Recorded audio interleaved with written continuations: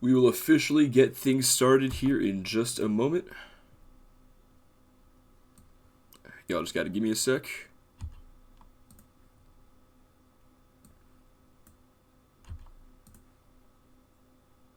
Yo, what's up, Jordan? Glad to have you here for the UPWA Draft, bro.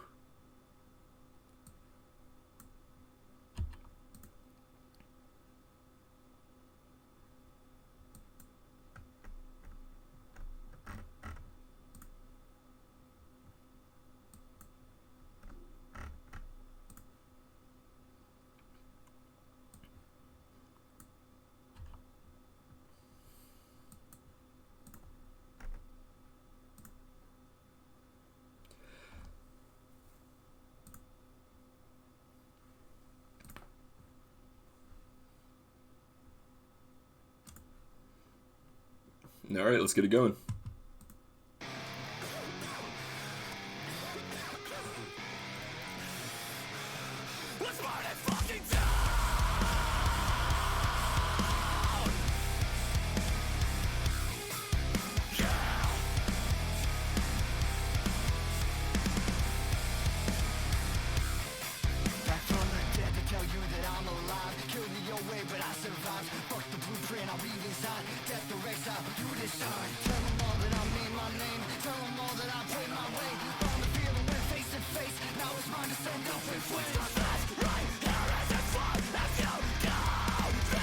Hello, ladies and gentlemen, and welcome back to Extreme Takedown Wrestling number 145, live from Biloxi, Missouri.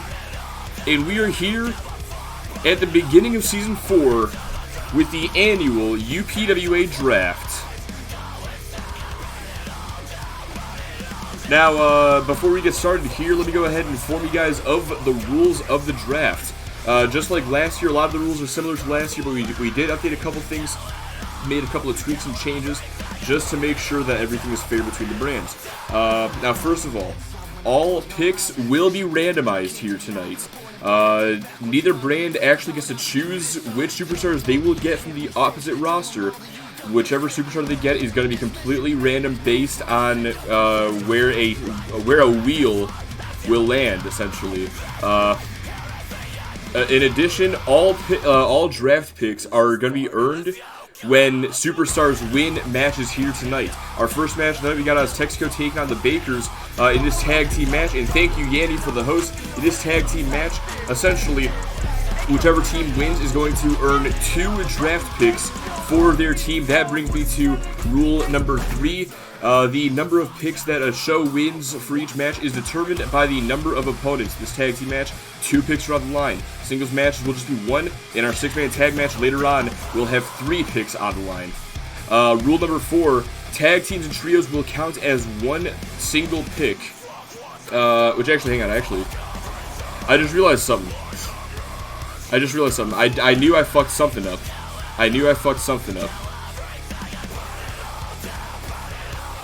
There we go. There we go. Alright, get that restarted real quick. So tag teams and trios will count as 1 single pick, but larger factions will count as multiple and will require multiple picks in order to get all members of them. If that doesn't happen, then a faction will be split. We may see that happen tonight. Rule number 5 is that no champion can be drafted to the opposite brand except for the UPWA champion. And our final rule here is that the rosters will officially be updated in about 24 hours, tomorrow at midnight. And this is to ensure that superstars, to ensure that our card can be locked down, that we won't have to make any last-minute replacements based on where people go later on tonight. And of course, as well, to make sure that that Gavin Thompson and Brandon Murphy can figure out afterwards who they want to keep, who they want to trade based on who they get here tonight. But we're going to go ahead and get things started. Our first match of the night, representing Extreme Takedown Wrestling, will be the Bakers, and for Motor City Wrestling, it is going to be Oz Texaco. Let's go ahead and get our tag team match underway.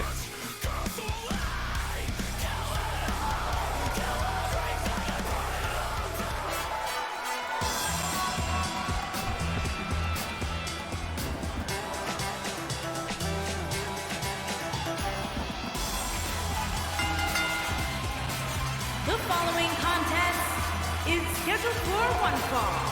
On the way to the ring, at a combined weight of 346 pounds, Loco Lee Lopez and Santana Santos. Locally Lopez, your former UPWA Tag Team Champions. They just lost the titles a couple of weeks ago at Wrestling Palace in an incredible Iron Man Tag Team match. Was down to the wire. And I 100%, those words are 100% true. In the last few seconds of the match, Santana Santos nearly got one last fall to tie things up, but Drew Campbell interfered, preventing the fall from being counted, and thus ensuring that he and his brothers would become the new UPWA Tag Team Champions. And now, as Texaco, they could get drafted to Extreme Takedown Wrestling, they could stay on Motor City Wrestling, and that could be, where they go could be determined by the result of this match. Peter, what mute? Did I miss anything? No, you did not. Don't worry. And their opponent, accompanied by Amanda Knight Slade, and at a combined weight of 495 pounds, Jay Baker Knight and Jeff Baker. For every pick, Liam West earns a title shot. Not going to happen, most likely.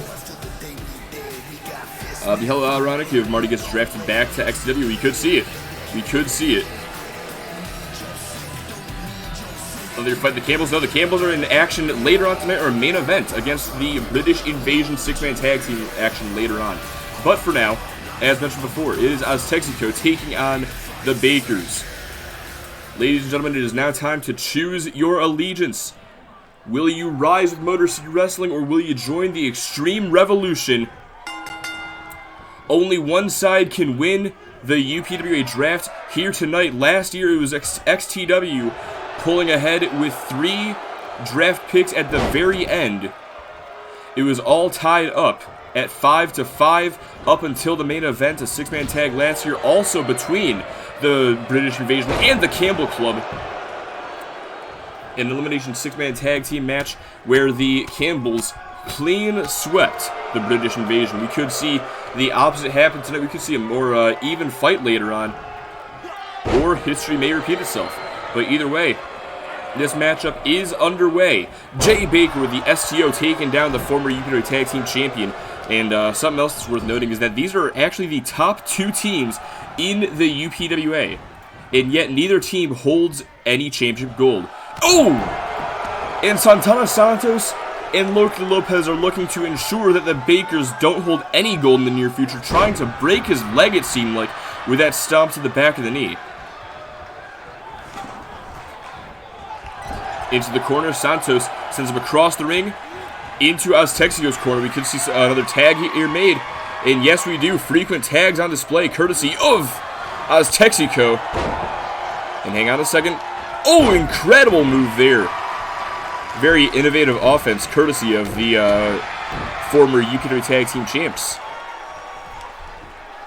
And as I was saying before, Aztexico, up until Wrestling Palace a few weeks ago, Aztexico were undefeated for 16 months in tag team action. They have 2 losses this year as a team, one of those coming in a 6-man tag match.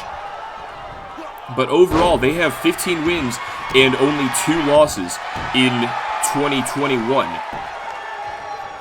As Jay Baker locks in the rings of Saturn, trying to force a tap out, but Lopez able to fight free. Baker able to block most of that roundhouse kick, but it's still staggering him a bit. Into the corner, back elbow, nice counter, and a stiff right. A right hook courtesy of Jay. Into the corner, clothesline takes him down. And now these stomps being driven right into the chest, trying to collapse his chest. But now Jay picks Lopez back up, sends him into the corner with Jeff. Looking to make his first tag of the match. Yes, he does. Jeff is now legal. And hang on a second, Lopez swung, and he missed. The Bakers looking for the double Baker bomb. They've won so many matches with that move. they may win this one as well here tonight. Going for the cover on Lopez. 1, 2, and Lopez kicks out at 2. Santos got a little bit worried there at the end. Oh, and a drop kick to Jeff. That was, I would argue that was an illegal move right there, but referee, this match is at his discretion how it's called, and I guess he's just not going to call it. Oh, La Profecia, though, courtesy of Lopez. And you have to wonder, if Santos didn't get involved there a moment ago, would Jeff have just suffered at the hands of Lopez the way that he just did? But now he's able to kick out at 2. This match keeps on going. Lopez tosses Baker across the ring with that monkey flip.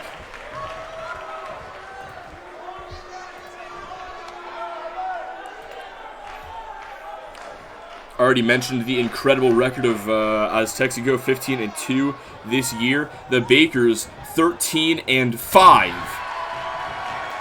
Aztecs go number 1 in Motor City Wrestling. The Bakers number 1 in Extreme Takedown Wrestling. But only one team can prevail in this contest. And thus far has been very back and forth, it seems. Aztecs, wait, ripping at the mask, trying to rip Lopez's mask off. Oh!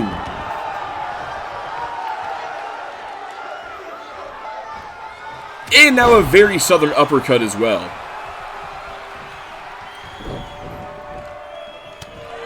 Stiff forearm knocks him back, kick to the gut as well. Lopez struggling to get back into things here, and Jeff Baker's taking full advantage. Gut pump handle, gut buster. Now looking for the rings of Saturn once again. You can see Lopez so close to the ropes, but his arms are trapped, unable to reach. Instead, he's able to escape. Now a crucifix taking Baker down. Looking to pick him back up here.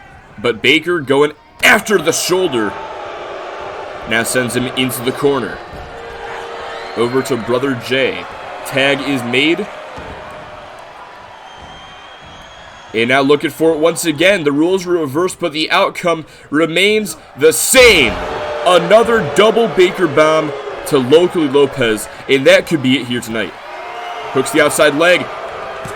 And Lopez kicks out. Jeff Baker playing defense there, not allowing Santos to get past to break up the pin. Lopez is forced to kick out under his own fruition.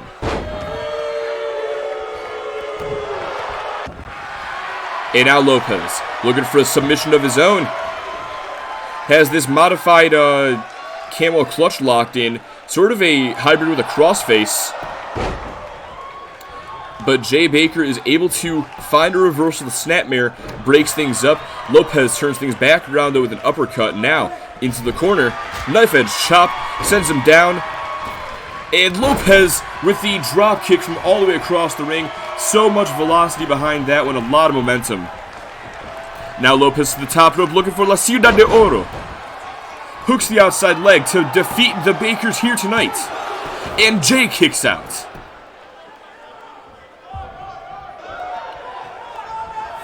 These guys putting on a barn burner of an opening match here tonight. The first match of Season 4. And only one team can win it. Into the corner. Oh, wait. Uppercut. And a kick to the gut. And now a sunset bomb. Dropping Baker on his back. Driving the wind out of his sails. Tag is made, though, to Jeff. And, oh. Sidestepped him. Oh, looking for a chop block. Santos saves himself. Soccer style kicks to the midsection.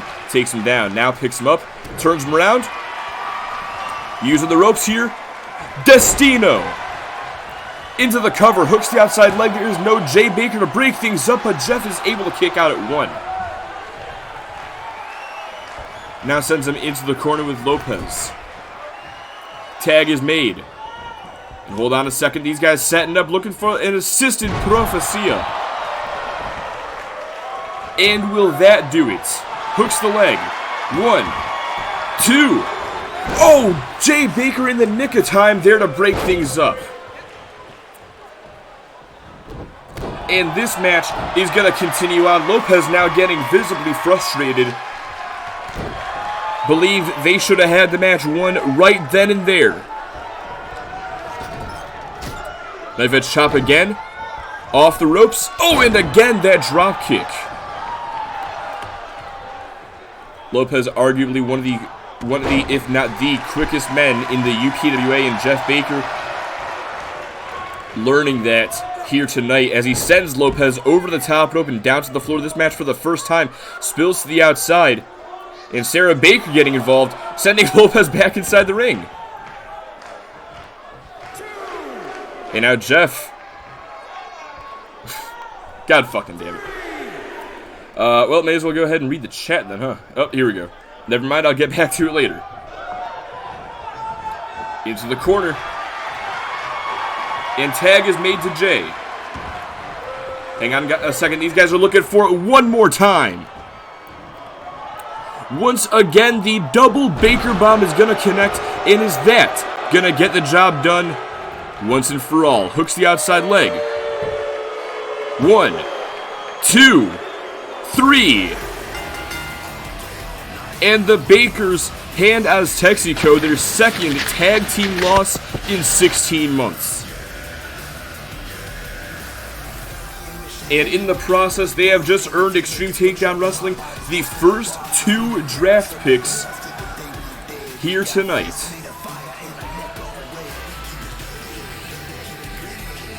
But damn, what an incredible match that was. An amazing way to start off the season.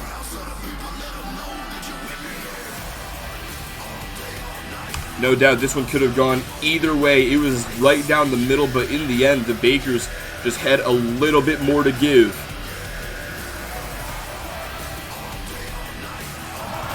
Here are your winners, Jay Baker and Jeff Baker. And because of that, they're going to pull away with the victory. They're going to improve their record, worsen that of Texaco, and they are going to earn Extreme Takedown Wrestling their first 2 draft picks.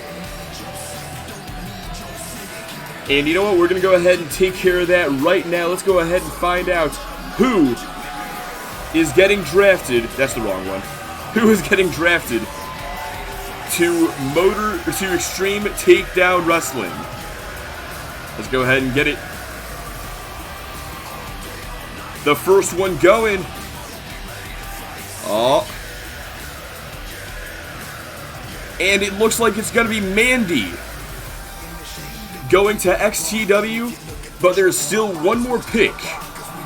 Who is it going to be?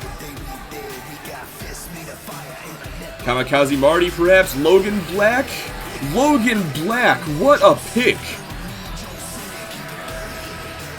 What a huge pick for XTW. But now it's time for us to continue our show. XTW getting 2 amazing picks right there, especially one in Logan Black. But now we're going to go ahead and move on to our second match of the night. Stick with us. We're going to go ahead and, well, bear with me as I try to get things going here. It's a bit more complicated tonight than it usually is, that's for sure. Let's see here. For the last few minutes, the stream seems like it's going in and out lagging. Not like usual stream lag, kind of like the game or the Elgato lagging. Well, the Elgato's not lagging. I know that because that's what I've been watching this whole time. I don't know. Maybe it's your connection. Maybe it's mine. Jordan is. Were you getting any lag, Jordan? Ain't even gonna say. Yes, I am. That was 3. Yeah, Mandy. I believe this is gonna be Mandy's first time being an XTW exclusive superstar as well. So this is going to be very interesting to see what she can do. Got a little bit of resolve. Alright, for sure. I know my internet's been like acting a bit weird lately, so it could have been on my end. I'm not sure. But either way, though, we got a lot more matches to get through here tonight. And you know, let me go ahead and do this real quick. I'm going to get the record. I'm going to get Discord updated, and then I will talk a bit more about the rest of the night.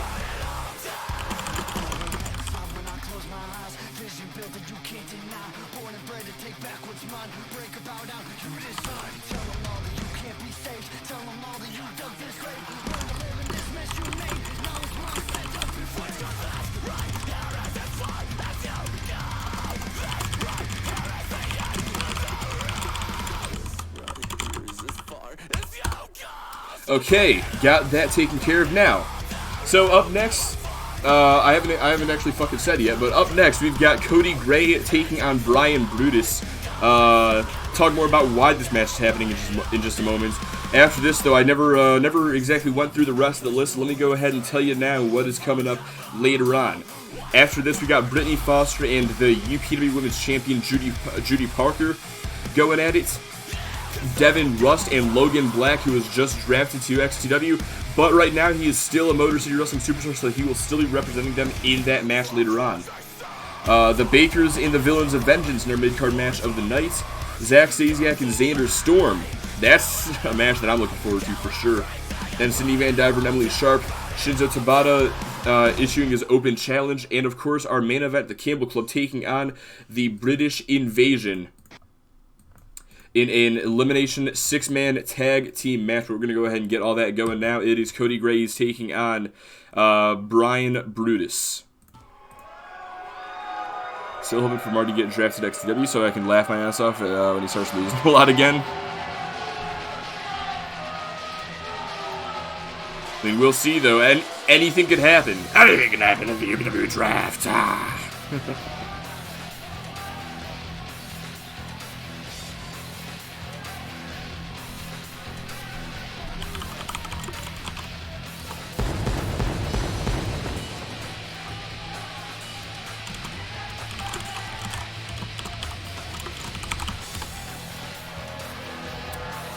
Well, it looks like Cody's not getting a ring announcement. But we are going to go ahead and get this going. Betting has begun for this matchup. Cody Gray representing Extreme Takedown Wrestling for the first time in his career in a UPWA Draft, taking on one of the newest superstars in the UPWA, Brian Brutus. Now, the reason this matchup is happening, so over the past month, leading up to Wrestling Palace, we saw Cody Gray get into some antics trying to apologize to Deuce about almost breaking his neck many months ago. And this has resulted in Deuce being sent to the hospital, having to deal with more injuries as a result. And his opponent, accompanied by Damian Deaver. And from Alexandria, Virginia, weighing in at 282 pounds, Brian Brutus. And, well, this ended up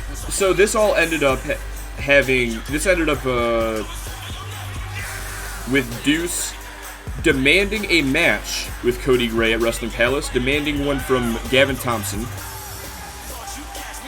and also demanding that Cody Gray pay Deuce's medical bills for all the suffering that he caused him. Now, these are reasonable requests, and they were met. However, how Cody Gray went about getting the second one is a little unethical. We saw in Motor City Wrestling Cody Gray steal some money from Damian Deaver about a month ago. Deaver found out a little too late, and Deaver and Brutus have been searching for Cody Gray ever since. Back at Wrestling Palace, Deaver decided that he would go to Conor McCarthy and get a match created, and that is why this is happening right now. Per order of Mr. McCarthy, Cody Gray, Brian Brutus, this match was made official back at Wrestling Palace, and we're seeing it unfold here tonight. Will Cody Gray's experience, speed, and technique be enough to overcome the power and the brutality of Brian Brutus? Brutus just launching Cody Gray across the ring there, from one corner to the other, and now slamming his head repeatedly face first into that top turnbuckle, and Gray goes down. Gonna shoot the half lateral press, looking for an early cover in this one, early pinfall attempt, but it's not gonna get anything but a 1. Gray easily able to kick out. This match continues on, kicks the leg. And remember, despite this being a rivalry match, there is still a draft pick on the line. If Cody Gray wins, XTW gets a 3rd draft pick, But if Brutus wins, MCW gets there first. Oh, just got run over by Brutus. And now that he's got him down, dropping the elbow across the chest, as well as all of his weight. Now picks him up, locking in the bear hug. And the referee trying to get in position. Cody Gray, though, he's able to break free with a couple of elbows and finally a bell clap. Now looking for a belly-to-belly.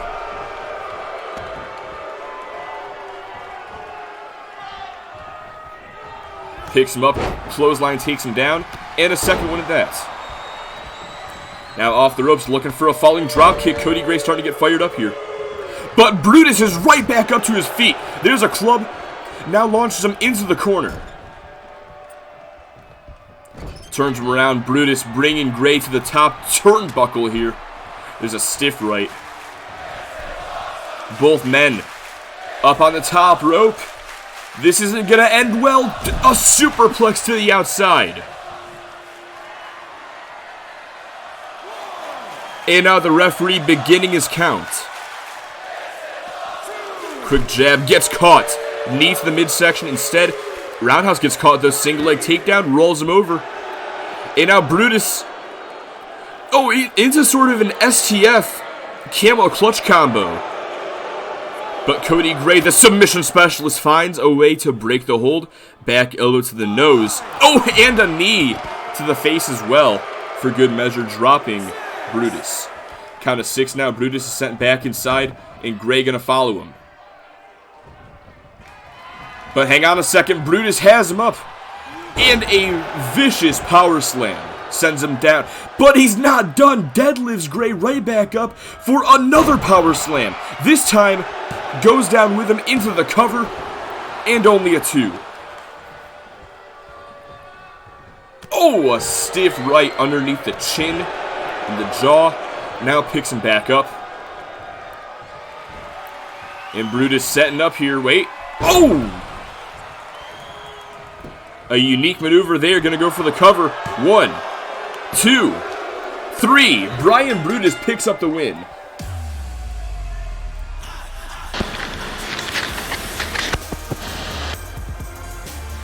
And crap, I don't know what that move's called. Fuck, is that what I called this Brutalizer? Or was that... you know what, that's the Brutalizer. As of now, fuck it.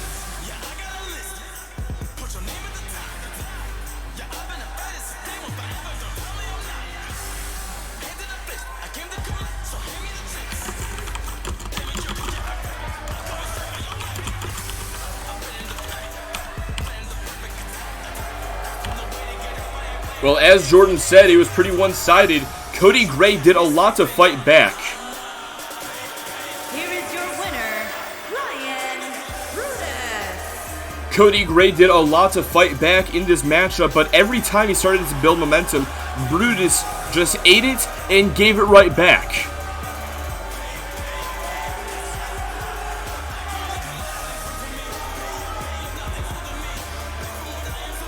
Cody Gray fought as best as he could, but Brian Brutus turned out to be too much for him here tonight, and now just like that, it looks like Motor City Wrestling is going to be getting their first pick of the night. Let's go ahead and find out who's going to to Motor City Wrestling. Who is going to get drafted? They only get one pick for this one. And it is going to be Novaside. Novaside is going to Motor City Wrestling.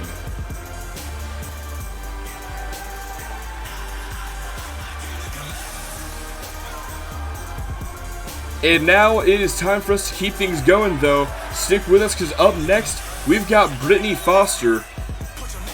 And she is taking on the UPWA Women's Champion, Judy Parker. Let's see.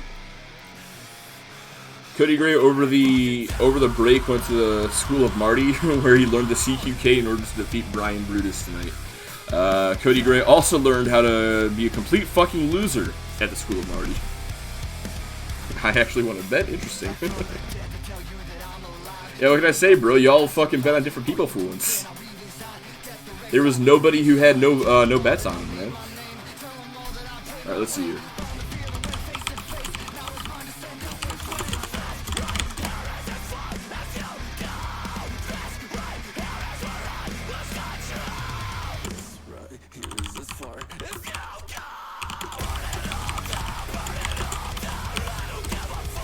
Alright, well that makes things 2-1 in favor of Extreme Takedown Wrestling still.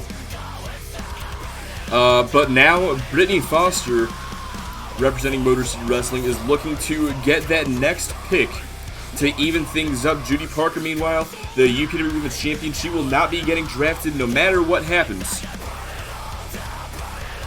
But you gotta know that she is gonna do everything in her power to win this matchup, to make sure that XTW remains strong in Season 4. Let's go ahead and get this matchup going now. It is Foster versus Parker.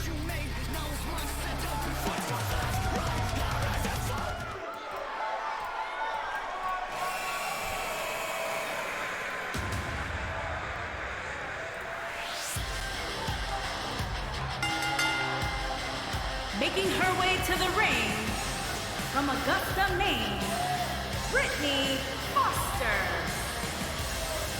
Will tonight be the night where we see the emergence of the Dark Witch? It could be.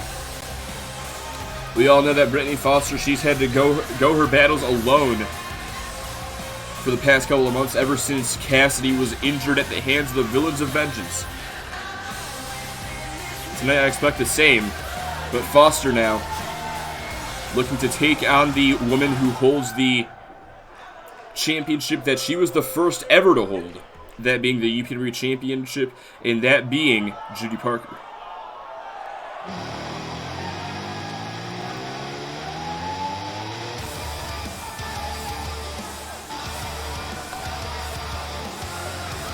And her opponent, from Leeds, England, the Pro Wrestling Alliance Champion, Judy Parker, Champion. Judy Parker won the UPWA Women's Championship back at Wrestling Palace, defeating the Golden Star Cindy Van Diver to win the championship for the second time in her career. The first time she won it was inside the Elimination Chamber back at Sandstorm. And in that match, it came down to Parker and the woman who eliminated the original champion, Cindy Van Diver. Parker won on that night, but a month later she would go on to lose the championship to Novaside, who lost the title a week later, less than a week later, to Cindy Van Diver. This set up a Clash 1 final meeting, one-on-one, once and for all, between Judy Parker and Cindy Van Diver. It was down to the wire. It was as close as could be. But in the end, Judy Parker's the one who was standing tall at the end. But now this matchup gets underway. Brittany Foster looking to overpower the powerhouse Judy Parker. Not going to happen. Takes another big boot to the face for her troubles. Now picks her back up, sends her into the corner. Looking for a clothesline. Goes face first into the turnbuckle instead. And now a neck breaker taken down. Kick to the back. Picks her up. But Parker launches Foster over the top rope, down to the floor with that clothesline.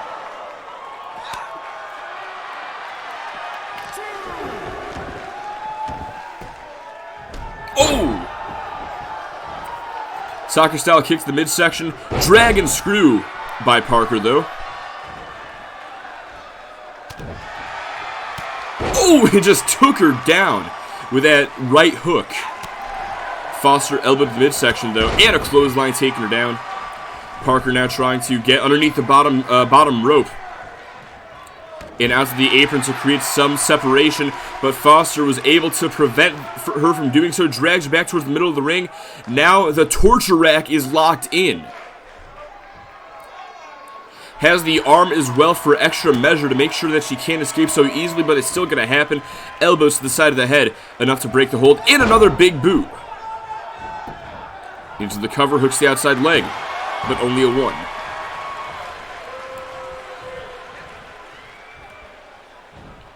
And now hang on. Oh, nope, forearm. Knocked her back.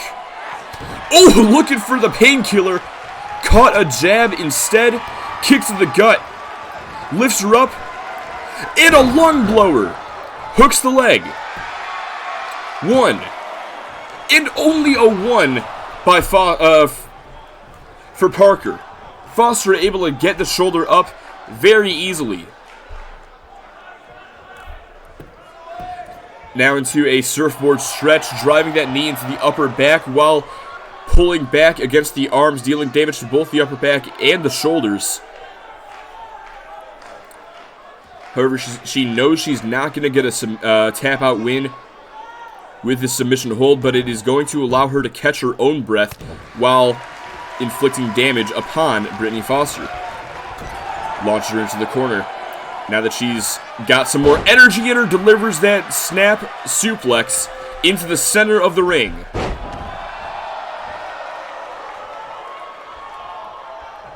Picks her up, but Parker sends her back. And now a clothesline. No, takes a stun gun instead. And again, trying to create some separation, picking herself up with the ropes. And Foster just taking a second to taunt. Now sends her over the top rope.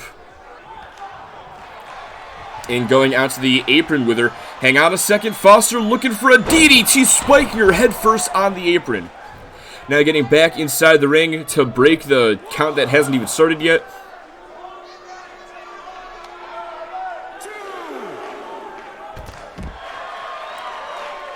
But now this matchup, these two going back and forth at ringside here. Foster going back inside. Parker going to follow up. Quick right. Rocked Brittany Foster.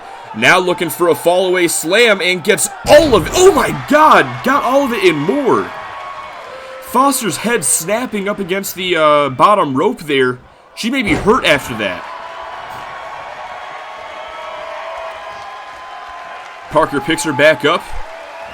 And looking for another lung blower. Drags her away from the ropes. Going to go for the cover here.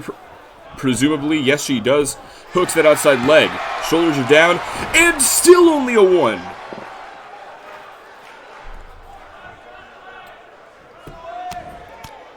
We've seen the inhuman abilities of members of Darkness Incarnate like Logan Black at Wrestling Palace. But we're starting to see the same thing from Brittany Foster now, it seems.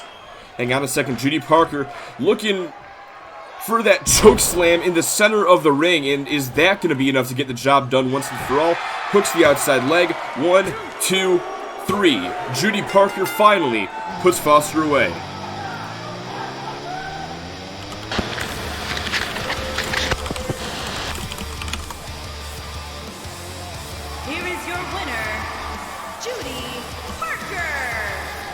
Judy Parker able to get the win here tonight.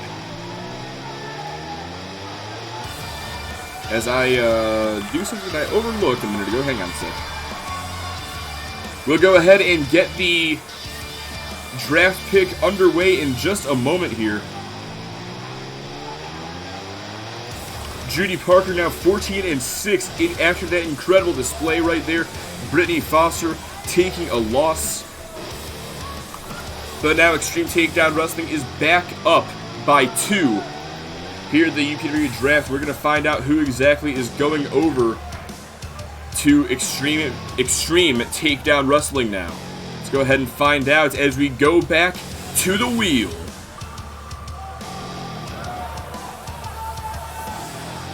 Could be Blood Money Doomsday. Oh man, what an incredible pick for Extreme Takedown Wrestling Doomsday. This means that as of this moment, Obliteration have been split up. That leaves Joe Sullivan and Chris Hunter on That leaves Joe Sullivan and Chris Hunter on Motor City Wrestling, with Pedro Rodriguez, Kenny, and Johnny Nightblade going to Extreme Takedown Wrestling. But now we move on to our next match of the night as we continue the UPWA Draft. Shit. There we go. Emo Funeral for real. AEW or WWE? I mean, personally, I like them both. Not so much Raw. SmackDown is pretty fucking good. NXT, despite the 2.0 bullshit, I still really like NXT. But, you know, I always fucking catch AEW as well.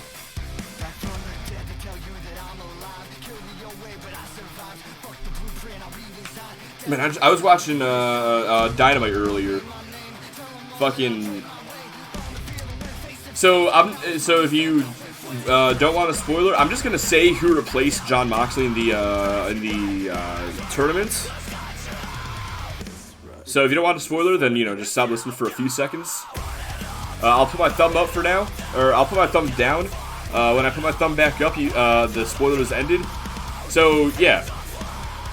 Miro versus fucking Orange Cassidy. I thought that was really fucking interesting. I'm really interested to see Miro take on Bryan Danielson.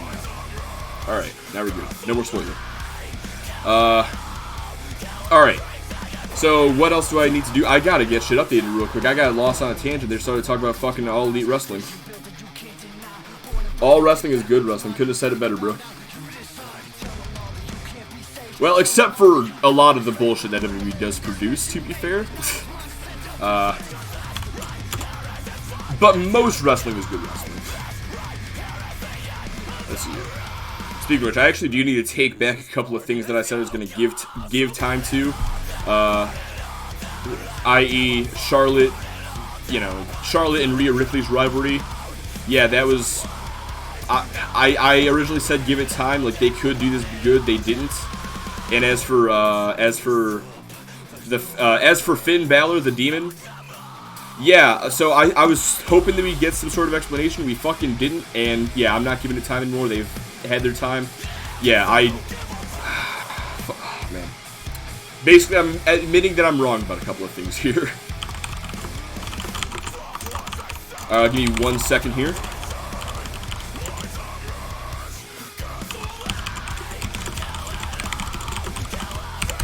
Okay, now it is time to get this next matchup going. It is Devin Rust and Logan Black. This is a match I've been looking forward to ever since it was announced.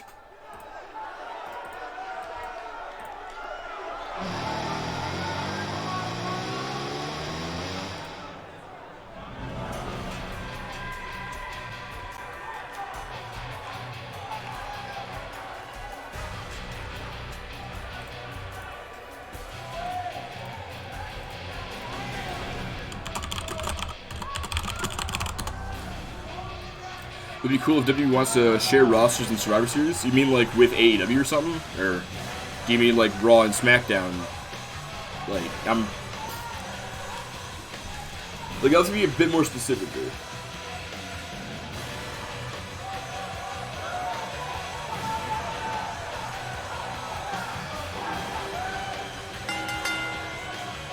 Making his way to the ring, from the pits of hell, weighing in at 343 pounds, Devin Rust. Devin Rust making his way down to the ring. Let me just make sure that I did, in fact, update the... Okay, I did, yeah. Now, Devin Rust and Logan Black. This match, the reason that this match is happening, it all stems from the 8-pack challenge at Wrestling Palace. Incredible 8-pack challenge, by the way. In my opinion, all 8 talents proved their worth in that contest, but in the end, only one could walk away with the win, and it was Marco Rodriguez. Runner-up was Devin Rust. But one man that Devin Rust eliminated in the match was Logan Black. Logan Black claims that had he not gone to war the previous night, had it been one-on-one, all, you know, whatever, the 8-pack challenge would have gone a different way.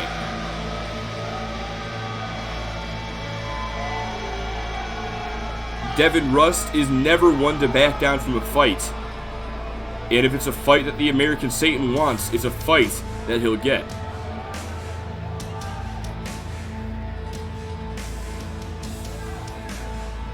Yes, the AEW. Yeah, that would be pretty fucking cool. But as long as this is alive, that shit'll never happen.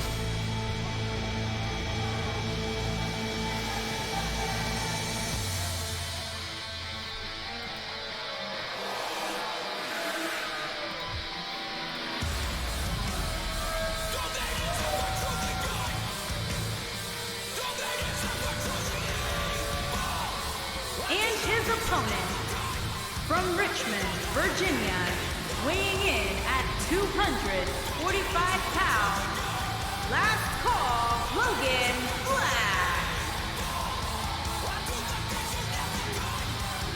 Now, one thing that's gotten under Devin Rust's skin in particular is the fact that Logan Black calls himself the American Satan. Devin Rust says he's spoken to the devil many times, and this is not him. But at the same time, the display that we saw at Wrestling Palace, courtesy of Logan Black, in that ground war, that was something that only an otherworldly being could have pulled off.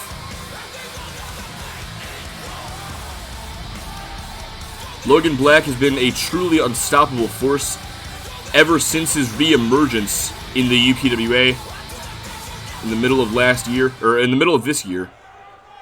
Middle of last season, if you will. But we're gonna find out what happens when the American Satan meets the Hellhound. And Devin Rust immediately just tosses him across the ring. Arena reminds you of the ECW arena. Yeah, there's a good reason why we use it. XTW is the home of hardcore, and there's no better home of hardcore than the fucking, than the Hammerstein Ballroom, I believe it's called.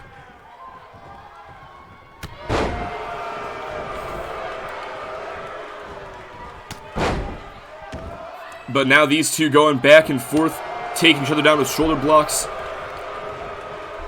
Black picks Rust up, drapes him over the top rope, and just whiplashes him back into the center of the ring.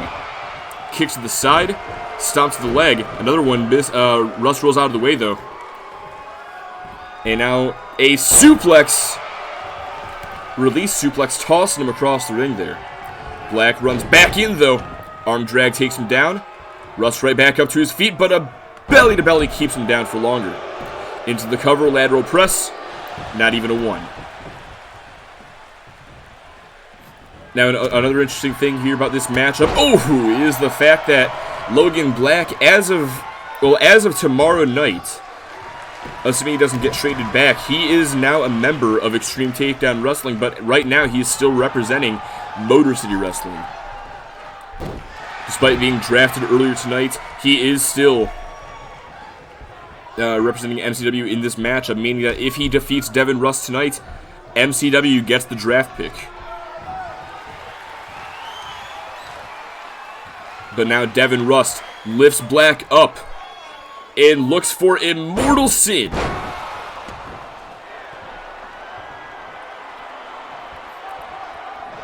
But Rust isn't quite done yet, waiting for him to get back up, and now looking for that choke slam into the center of the ring. Hooks the outside leg. 1, 2, 3. Well, damn. What a way to kill a guy's momentum, eh? Thanks, Devin.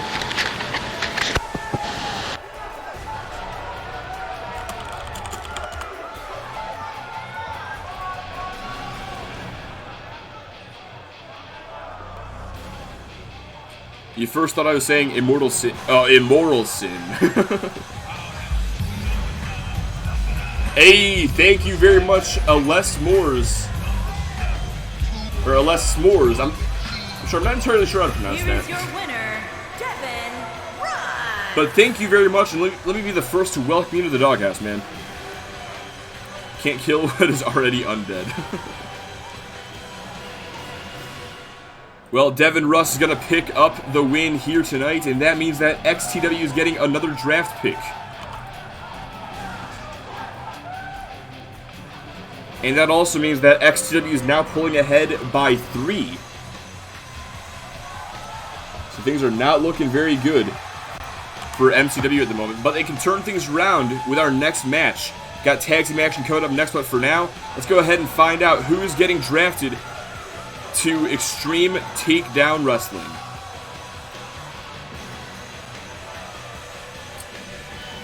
And we spin the wheel. Where's it gonna stop? Who's going to XTW? And just as Brendan shows up, BLK gets drafted. The MCW roster is looking a bit thin. Let's see, what do I need? Alright, trying to remember exactly what I gotta do here. There we go. MCW roster starting to look a bit thin after a lot of their talents being plucked away one by one. But they need. MCW absolutely needs to start pulling ahead. We're gonna see if they'll be able to do that up next when the Villains of Vengeance represent against the Bakers. Let's go ahead and get that matchup going. Let's see. Let me take care of the Discord real quick.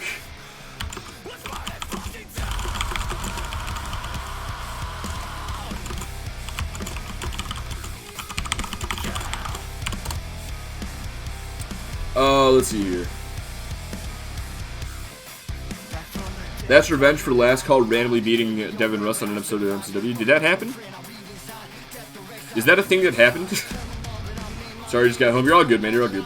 I know it's weird, weird nickname, but Twitch only offer me that. Fair enough, man. Fair enough. Let's see. Don't you know that your actions have consequences, Devin Russ? Let's see.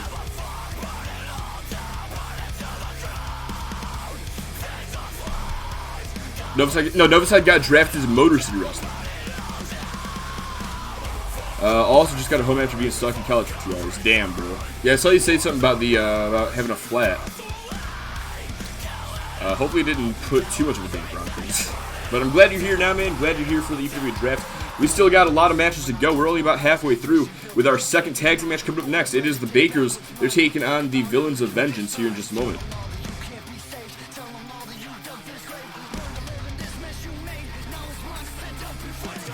Last call beating Devin Russ was last call's final UPWA match. I honestly don't even remember that. Props to you for remembering that, though.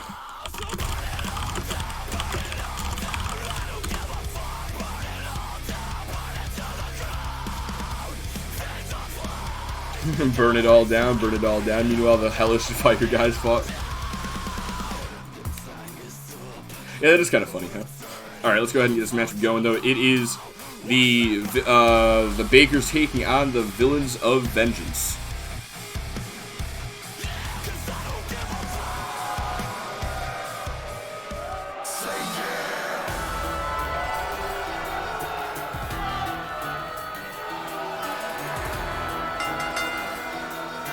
On the way to the ring, Amanda Knight-Blade and Sarah Baker. Well, earlier tonight we saw Jay and Jeff Baker. Fuck, I fucked something up. We saw Jay and Jeff Baker pick up the win for Extreme Takedown Wrestling against Oz Texaco. Could we see Amanda Nightblade and Sarah Baker do the same against the Villains of Vengeance here tonight?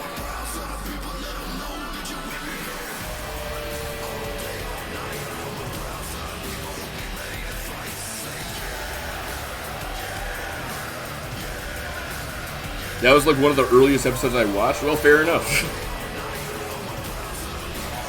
You know, speaking of, so that reminds me actually. So after this match, remind me, I have an important announcement I'd like to make.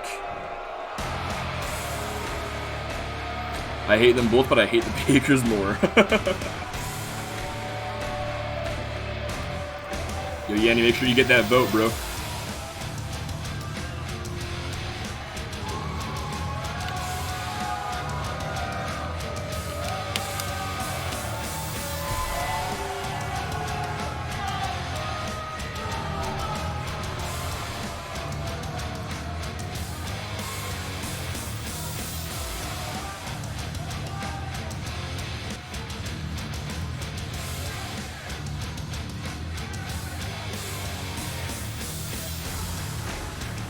I'm protesting this this vote. Damn. Well, then it sounds like the Bakers are gonna win this one. And their opponents, Selena Dominguez and Jessica Taylor. Alright, now the Bakers are very much gonna win this one since nobody bet on them. You know what? You know what?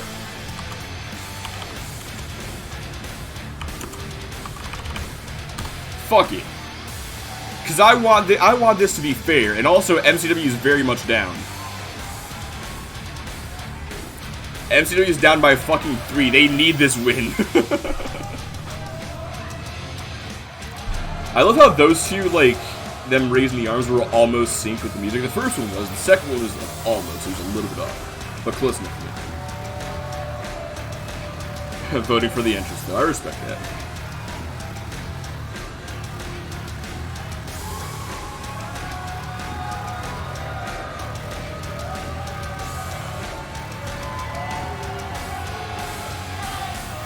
Can't help but notice a distinct lack of Melissa Roode as well. As we know, she lost her United States Women's Championship at Wrestling Palace on day 1 after being submitted by Emily Sharp. The Villains of Vengeance went on, well, Dominguez and Taylor, that is, these two went on to compete in the 8-Pack Challenge on day 2.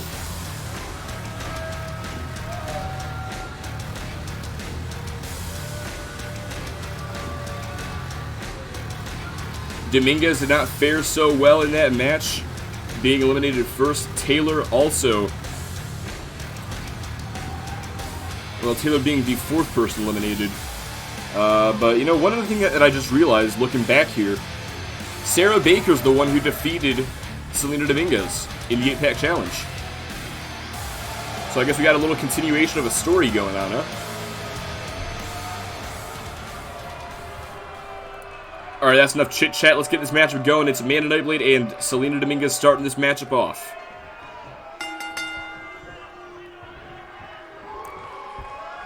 Tie up right out of the gate. A side headlock employed by Nightblade. Continuing to apply pressure.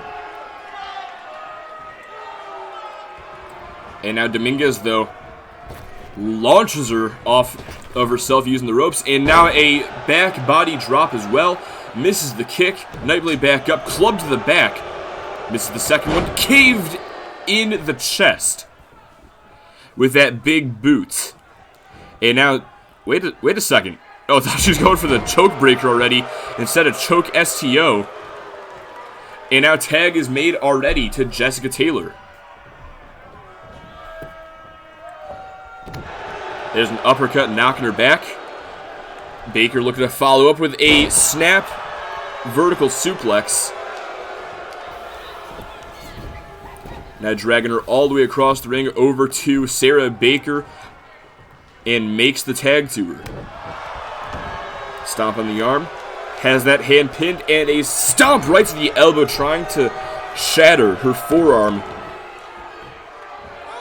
And now Baker grounding and pounding Jessica Taylor, unloading with these clubs. Now a couple of stiff forearms trying to bust her open the hard way. Couple more clubs for good measure. And looking to follow up here, but Taylor with an elbow to the midsection. Now sends her into the corner with Selena Dominguez over there. Oh, but a big boot fires out of the corner.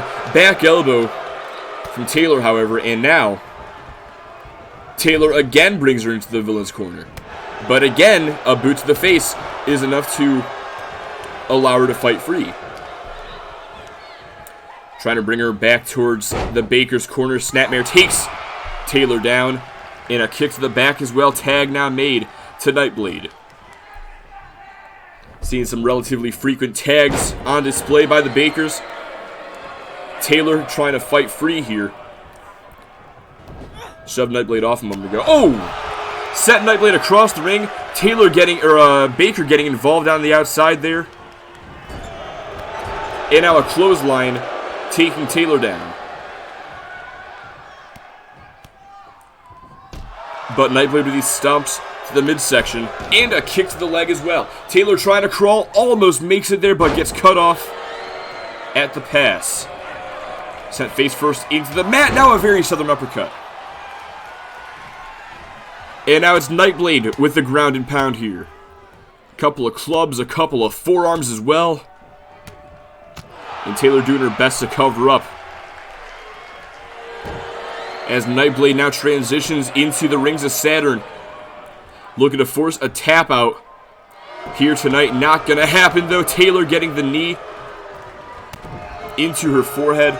But a kick to the gut drops her down to one knee. Into the corner. Nope. Taylor shoves her back. But now Sarah Baker on the outside. And Nightblade with a blatant two-handed choke. And a forearm. Sends her out, well, in between the ropes. And again, illegal move here.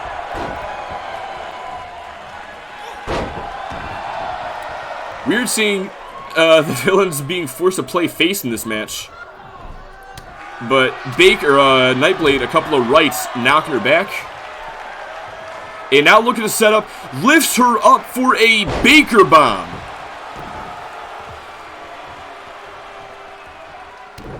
Incredible strength by Amanda Nightblade a moment ago as she just boots away at the side of Taylor's head, picks her back up, sends her over the top rope and down to the floor below.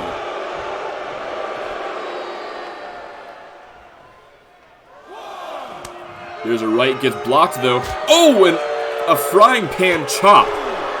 Courtesy of Taylor. Solo kick to the midsection now. And a knife edge chop. Punch gets caught, knee to the midsection instead. Oh, a couple of lefts. Second one gets caught, there's a right. Now kicks the leg. Forearm. Just unloading here, count of 5 by the referee meanwhile. As Nightblade sends her back inside. Taylor trying to crawl. Hang on a second. Nightblade too slow. Sarah Baker, or Selena Dominguez has been tagged in. Double axe handle. Taking her down. I've been stuttering a lot tonight. I'm not going to lie. Wait a second. Looking for a suplex. Reverse into a small package. Inside cradle only gets a 1. Double axe handle again. Takes her back down. Rolls her back to the middle of the ring. Going after the arm. And now raking at the eyes. Oh! Front face lock now. Wait, reverse. Chop to the arm. Not sure what Nightblade was thinking there. But now Dominguez drop toe hold takes her down. And looking for, setting up for the Diablo detonator. And La Hija del Diablo maybe picking up the win for the Villains of Vengeance. With that one, no, Baker is able to break things up. But now Dominguez is looking to follow up, stomp to the back into a camel clutch. Center of the ring, nowhere for Nightblade to go. Had to move in deep, but Nightblade is able to find a reversal, sweeps both legs. Now from behind, a back suplex into a Uranagi. And now setting up. Kick to the gut. Lifts her up and looking for a Baker driver. Dropping her on her head. Hooks the outside leg. Is that going to be it for the Villains of Vengeance here tonight? And no, Dominguez kicks out at 2. Hang on a second though, Nightblade. She's got one more in the chamber. Again, lifts her up and again drops her on her head. A second Baker driver. And is that gonna be enough? Hooks the outside leg. 1. No! Before the 2. Ref took a while also, but before the 2, Taylor is able to break things up, slipping past Sarah Baker. Baker taking care of Taylor regardless, though.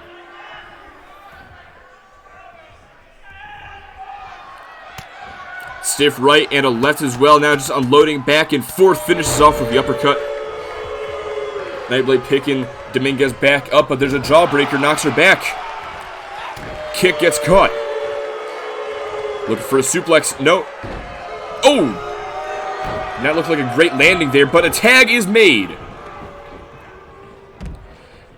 Hang on a second. Dominguez T-bone suplex.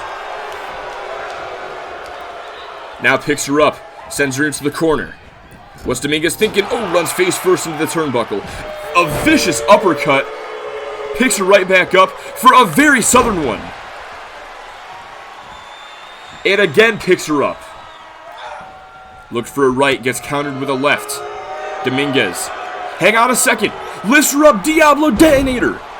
And there's no Amanda Nightblade to break up the pin. Hooks the outside leg. Never mind, apparently there is. But she's still not doing it. 1, 2, and Baker kicks out. Dominguez taking a second to catch her breath here. Try to get the crowd on her side perhaps, but Baker, with a knee to the face, takes her down. Now looking to drag her back towards the middle of the ring. And Baker a couple of clubs. And looking for a couple of forearms as well. Going back to the old grounded pound. And now did this to, oh, Jessica Taylor earlier. Selena Dominguez getting her forearm shattered now. And speaking of forearms, going to rake a few of her own across the face of Dominguez. Dominguez rolls out. Back inside though. Just needed a second of separation. Now in, oh, thought maybe inverted DDT instead elbow across the chest. Tag is made now to Jessica Taylor. And Taylor's had a lot of time to recover on the outside. She took a beating earlier after being isolated by the Bakers. But you have to wonder if now she'll be able, maybe not. Very southern uppercut, taking her down into the rings of Saturn once again. Taylor's so close to reaching the ropes with her legs, but she doesn't need to. Finds a way to fight free, but a kick to the gut regardless. Knocks her back, sends her into the corner. Tag is made. And hold on a second, hold on a second. Lifts her up. There's a super kick into the Baker driver. Going for the cover here. But Selena Dominguez is right there to break things up. Sarah Baker was nowhere to be seen.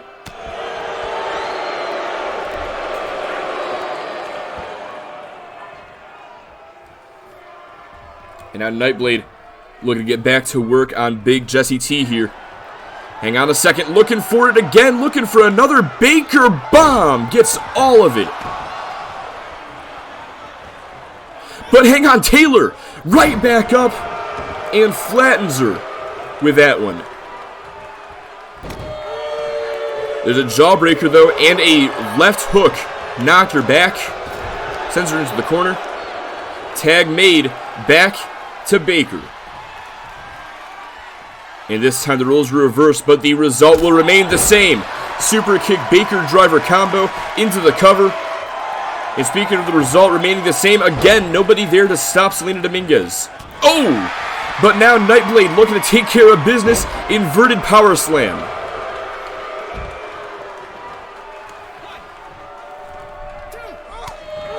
And a right hook, another one at that. Overhand right gets caught, forearm knocks her back, turns her around, hang on a second, center of the ring, looking for the tea party. Into the cover. 1, 2. But Nightblade breaks things up. And hang on a second, now Taylor's looking to take care of Nightblade, maybe not. Going back to work on Baker. Picks Baker up, but there's the reversal. An uppercut knocks her back.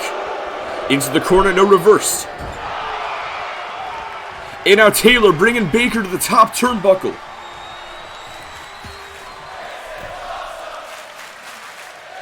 Both these ladies up on the top rope, looking for a superplex to ringside.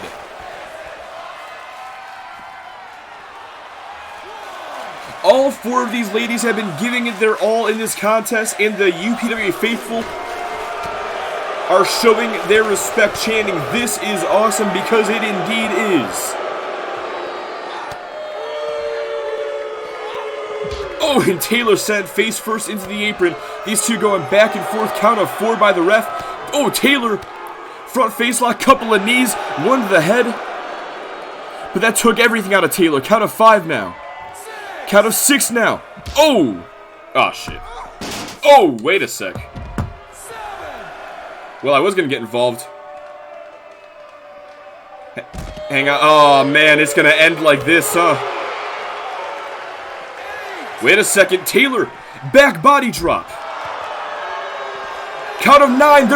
They both split, and they're both back inside the ring at the count of 9. Taylor now. Hatch suplex. Took everything out of her.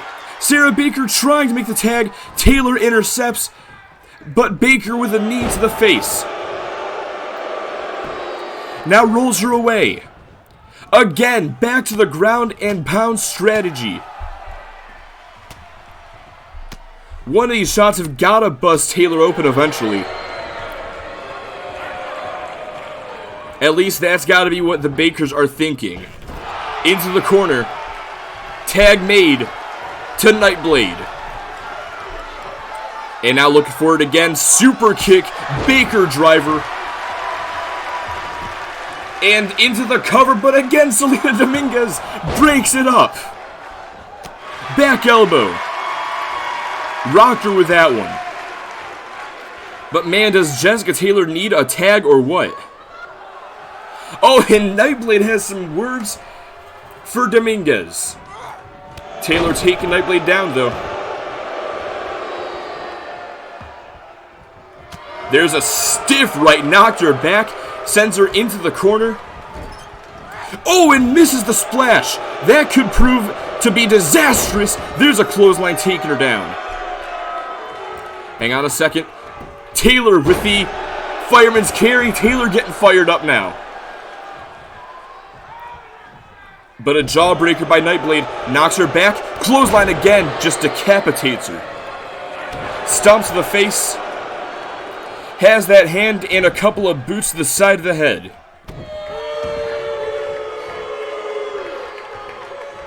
Picks her back up. Sends her back into the corner. And now Nightblade makes the... No, reversed. Into the corner. Oh, referee's down. Wait a second. Tandem offense. When the referee was down, Dominguez got involved with a left. And Taylor followed up with the clothesline. Referee getting back up, though, as Taylor sets up. Kicks to the gut. Looking for a powerbomb. Stacks her up. Going for the cover. 1, 2...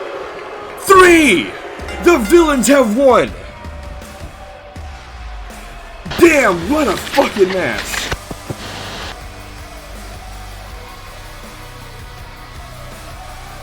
I know I've been waiting to make some jokes, but this has just been class. It sure fucking has. New Japan Syndrome, holy shit. So there's a draw. Does the owner get to draft a Butler? Perhaps.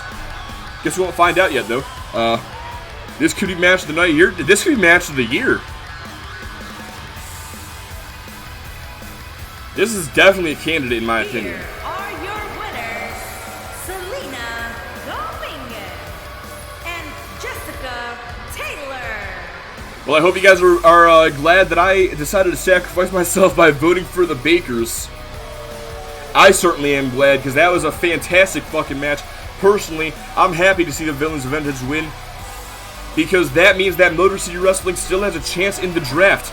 Motor City Wrestling, as a result of this matchup, are going to receive 2 draft picks from the XTW roster. And without any further ado, let's go ahead and find out who the first of those 2 is going to be. Going to Motor City Wrestling is Broken Bones, Straight Edge, and DGX are being drafted. But joining them will be... and it is Deuce! What an incredible get. What an incredible get for Motor City Wrestling. 2 former UPWA champions. The 2-time Soul Survivor Tournament winner. My God, that's fucking awesome. Alright, but we are now at the point of the show where I've run out of matches for the match card in Universe, so we're going to take the rest of this to Exhibition.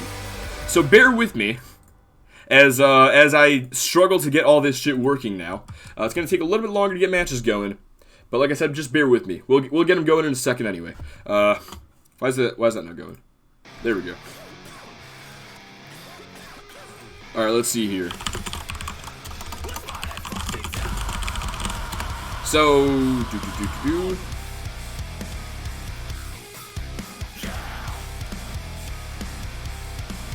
me take care of the records first and foremost. Let's see. Nightblade and Baker each taking a loss. Dominguez and Taylor each picking up a huge victory here tonight.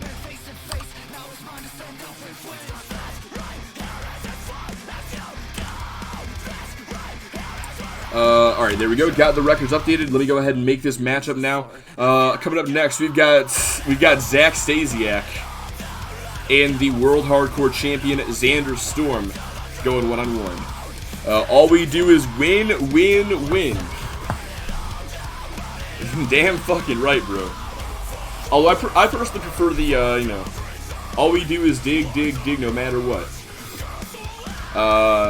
Fuck, man, that just brought back some fucking memories, bro. I'm just thinking back to the, like those old-ass Minecraft parodies now, where they're fucking, like, digging out a giant-ass hole. And I now realize what the fuck I just said. Alright, we're gonna fucking move on from that, though. Zach Stasiak and Xander Storm are set to collide.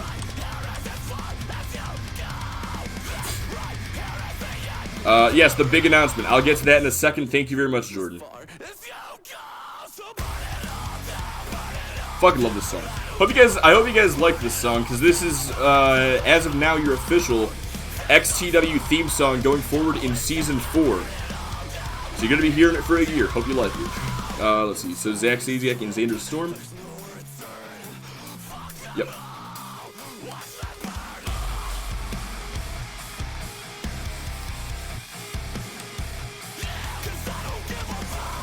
Okay, got that set. Before I actually hit start, though, I need to take care of a couple more things.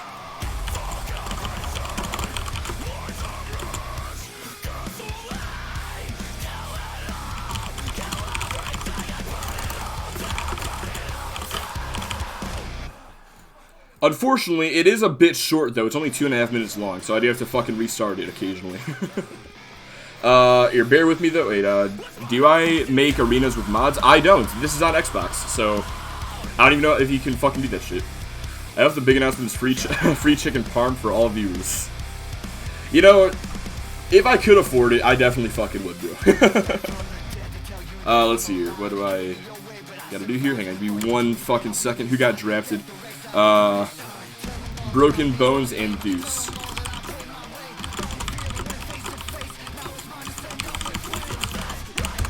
Alright, there we go, and just like that, the score is now, what is the score? Is it 4-3?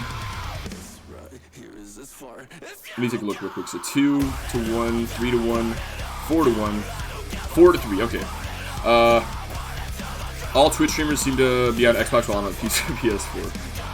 Sorry, man. You know, to be fair, back in the day, I imagine the Twitch streamers were all on PS4. Because back in the day, I used to be a fucking Mixer streamer, but that was dominated by Xbox. Well, I will tell you this, though. So, I don't know how into eFeds you are or anything. I don't know if you make custom superstars, Mr. D Wins Games. But I heard that in 2K22, they're supposed to be doing, like, they're supposed to have a cross-platform, community creations. So, if you are interested at all in any of this shit, you got a fucking superstar like meets the requirements in 2K22. Depending on if 2K22 actually implements the fucking crossplay shit, we could get one of you guys in here. That's all I'm gonna say, though. That's all I'm gonna say. Just keep that in mind, you know. All right. So big announcement. So I've been thinking about this for a while. You're gonna stream yourself to affiliate. Wait, you're not affiliated yet? Well, shit. We gotta get you affiliate, man. I thought the Villains of Vengeance, specifically Jesse, were gonna lose. It looked like that at a few points. It really fucking did. Cody Gray better hope his ass don't get drafted to Motor City Wrestling. Alright. Let me go ahead and give you guys this important announcement now. So I've been thinking about this for a while. I've been thinking about doing this for a while, but I figured the best time to do it would be at the beginning of Season 4. And so, I did exactly that. Ladies and gentlemen, the UPWA now has an official YouTube channel. As of right now, there is nothing on it. I'll be posting a link to it in Discord after tonight's show. But right now, there is nothing on it. Reason being, because all that's going to be on it are the shows starting from now going forward. I also am posting a video library. I'm posting like I'll also be posting all the VODs that I've accumulated over the past like 2 or 3 years of doing this shit. But those are like kind of going to be few and far between in terms of like when they took place. That is, the earliest one that I have is Soul Survivor 19, and then like the next one after that is like a month later. So like that should give you an idea of the ones that are going to be up there. But I uploaded 10 of them. They're all private right now. I uploaded 10 of them. Can only do 10 per day apparently. So once I'm able to get all of them up there, I will officially publish all of them all at once, pretty much. And that'll be in like a few days. So look out for that. But in addition, going forward, is because VODs disappear on here after 2 weeks. And to make sure that I don't have to fucking save every goddamn VOD in case something cool happens on one of them and then, like, taking my storage and shit, it's all gonna be going over to YouTube. It's all gonna be going over to YouTube. And, yeah, y'all will be able to fucking look at any match you want at any time, instead of having only 2 weeks to do so. So, yeah. UPWA OnlyFans starting Liam West. Yeah, that's gonna be the next channel. I really wasn't thinking it was gonna be UPWA Peacock confirmed. YouTube PWA. I was honestly thinking of like calling the channel that would contain the link to that, like YouTube WA or some shit. Literally saves me. Saves me too, because like I said, like I've been eating up a lot of storage by having having these like 1 to 2 to 3 or 4 hour VODs in like occupying space on my hard drive. It's gonna help me a lot too. But yeah, that was the major announcement. With that now made, we can go ahead and get this show on the road. But of course, it is still gonna take a minute because I've only just now hit start to get the match actually started. So we gotta wait for the loading screen. I would have done it beforehand, but my time would have been limited because I can't just fucking hit start at the end of the load screen like the universe. It's a little annoying, I'll be honest. Alright, but we're going to go ahead and get this matchup going. It is Zack Stasiak and Xander Storm. These guys are set to collide. 2/3 of the team formerly known as La Militia. They imploded back at, I want to say Soul Survivor. I forget exactly when they imploded, but it was a while ago. But now another chapter is going to be added to this rivalry when Zack Stasiak takes on the World Hardcore Champion Xander Storm in a non-title match. Stasiak representing Motor City Wrestling, Storm from Extreme Takedown Wrestling, and the winner of this match will earn their show a draft pick. But let's go ahead and get this one going. It is Stasiak and Storm.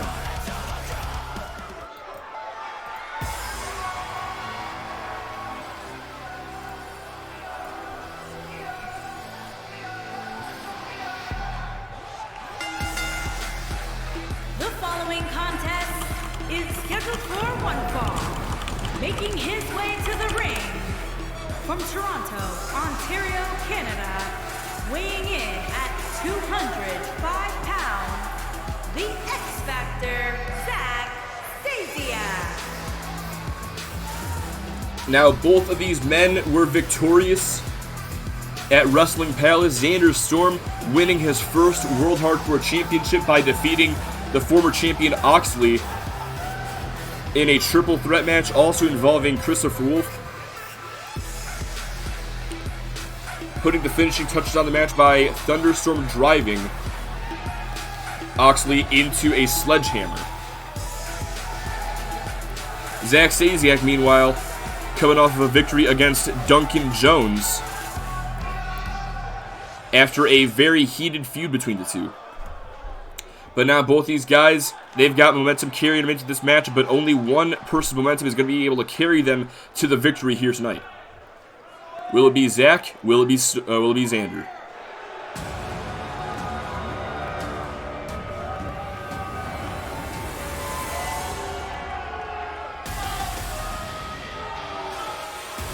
And his opponent, from Toronto, Ontario, Canada, weighing in at 275 pounds, the World Hardcore Champion, Xander Storm.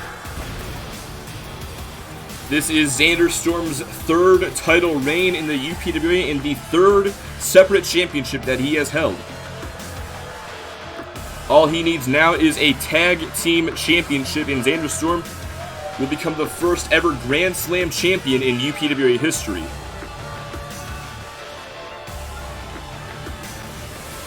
But tonight's not about titles. Tonight's not about Grand Slams.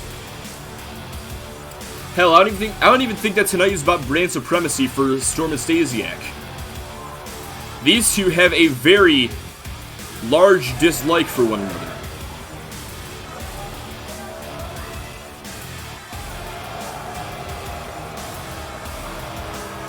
Ever since Xander Storm turned his back on La Militia, heading into Soul Survivor about 6 months ago, almost 7,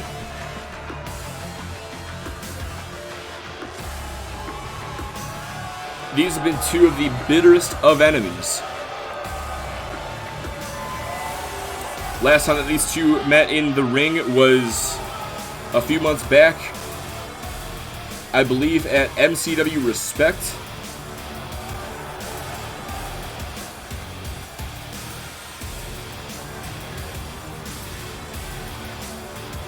Trying to see if I can find it real quick. Yes, it was MCW Respect when they, oh,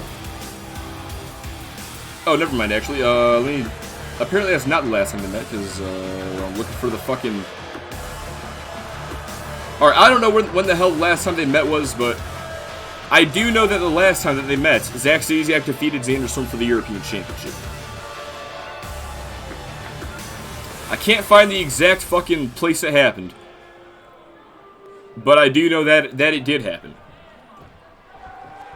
So Stasiak's got sort of an advantage in this matchup. He has the most recent win against Xander Storm.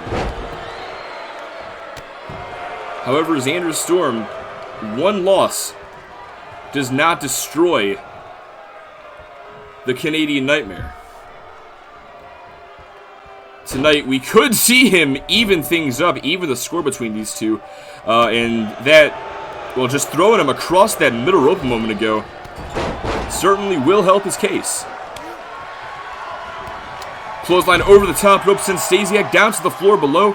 This matchup spills out to ringside early. And let's not forget either, we still got a few more matches coming up after this one. Xander Storm, the World Hardcore Champion, is in action currently, but up next we've got our United States Women's Champion, Emily Sharp, taking on Cindy Van Diver. And then, of course, the European Champion, Shinzo Tabata, has issued an open challenge. Who is going to accept it? Find out later on tonight, right before our main event.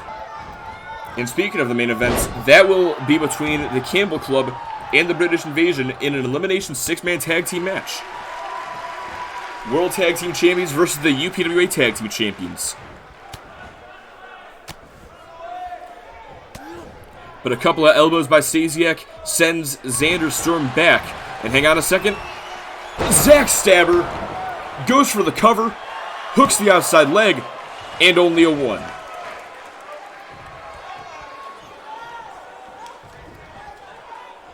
But now Stasiak going to drag Storm back towards the middle of the ring. He's got the arm, and oh, monkey flips him away over towards the corner, and I'm just going to laugh at him. Wouldn't expect anything less from Stasiak, to be fair. But you may want to think about the man that you're taunting here. Nobody knows Xander Storm better than Zach Stasiak, so Stasiak should know the threat that Storm is. But hold on a second. Zach Stasiak setting Xander Storm up in the trio of woe. Now going across the ring, saying his prayers. Zach Stasiak from the opposite side of the ring, the adjacent corner, goes coast to coast. And that could do it for the world's hardcore champion here tonight. Stasiak gonna drag him back towards the center of the ring, hooks the outside leg now as he falls into the cover. The shoulders are down. 1, 2, and Storm gets the shoulder up.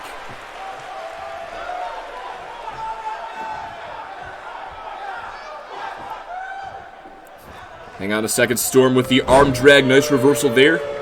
Club to the upper back. And hold on a second, he's got him. Brings him up against the ropes. And gonna slingshot him back into the center of the ring. Arm drag to Storm, takes him down.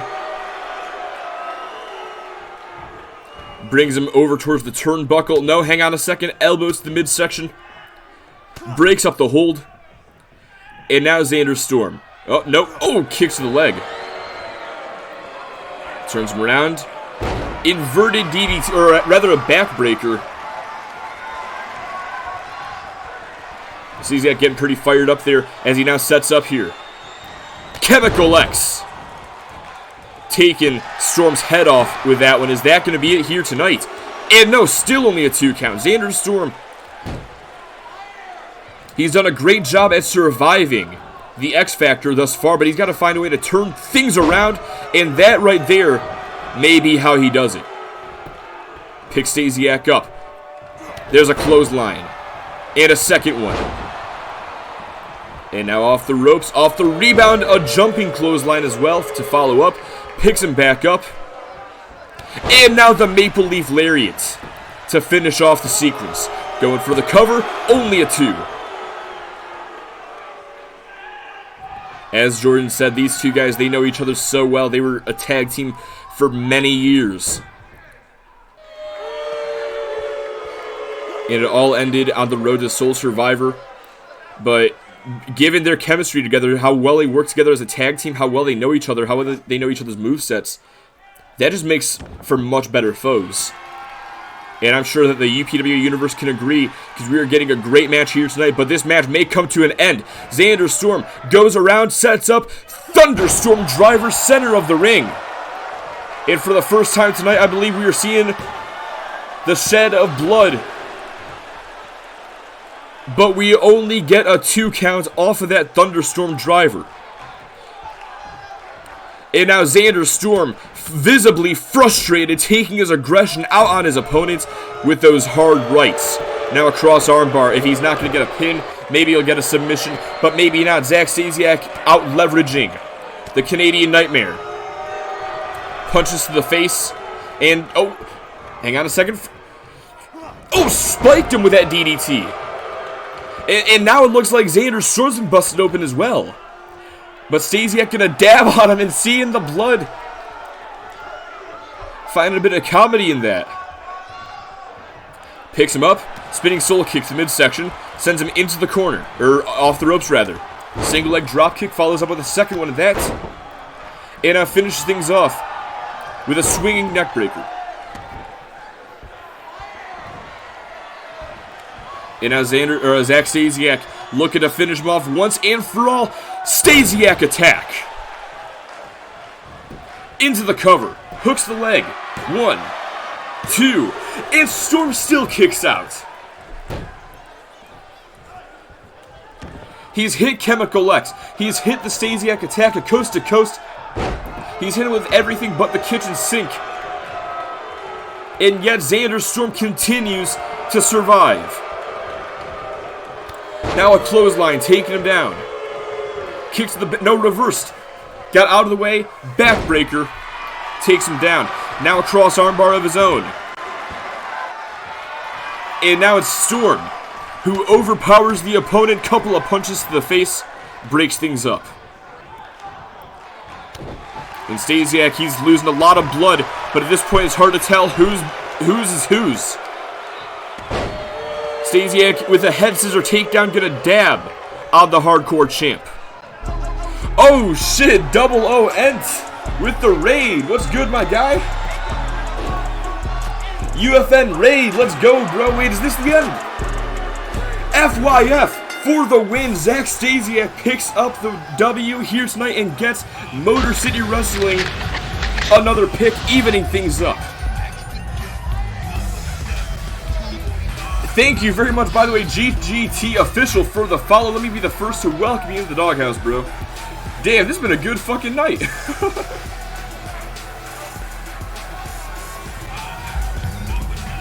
What's good, MC versus Jinx?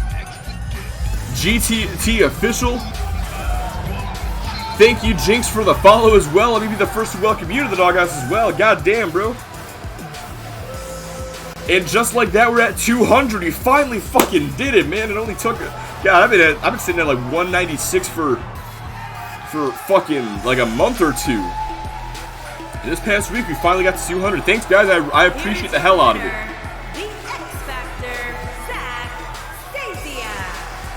But thank you very much, Double ONT, for the raid. How was the stream, bro? Oh shit, now Jordan with a fucking resub. Let me go ahead and get the best paid out real quick. Yeah, Jinx, you fucking did it, bro. You got me to 200, man. Welcome to the doghouse, bro. Let me go ahead and pay out the bets real quick. For those of y'all who are just tuning in, this right here is the UPWA. We are in the middle of our Season 4 premiere.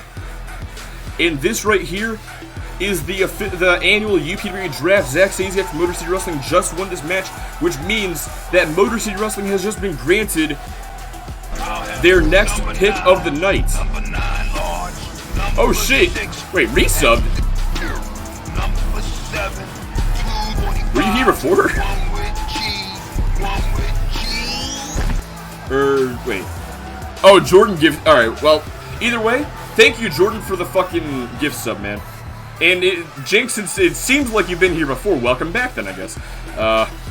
Based on the resub of it all. But as I was saying, we're going to go ahead and figure out... That's the wrong wheel. We're going to go ahead and figure out who from Extreme Takedown Wrestling is being drafted to Motor City Wrestling. MCW gets one pick for that match, and it is going to be... Oh, wait a second, they may get a double... No! Almost got the UPWA champion. They're going to have to settle for Izzy Phelps. Still a great get. Damn, that was close. Nearly got the UPWA champion. But now it is all tied up. 4 picks to 4 picks. And with that, we're going to go ahead and get this next match underway. And unfortunately, like I said earlier, well, a lot of y'all weren't here for that, so let me go ahead and explain. Yeah, we ran out of fucking matches in the, the fucking match card in Universe, so I'm doing the rest of these in exhibition mode. Still got 3 more matches to go through here tonight, and the next one is coming up next. Cindy Van Diver taking on the United States Women's Champion, Emily Sharp. Give me 1 second to figure that all out real quick. Let's see here. Also, it occurs to me that, Sharp may not have her championship when she comes out, and Van Diver might have the fucking UPWA championship. Because, I don't think I fucking fixed this shit in exhibition. I'll be honest. Or it might be, because actually a lot of those matches at Wrestling Titles were exhibition. Alright, we'll fucking figure it out in a minute.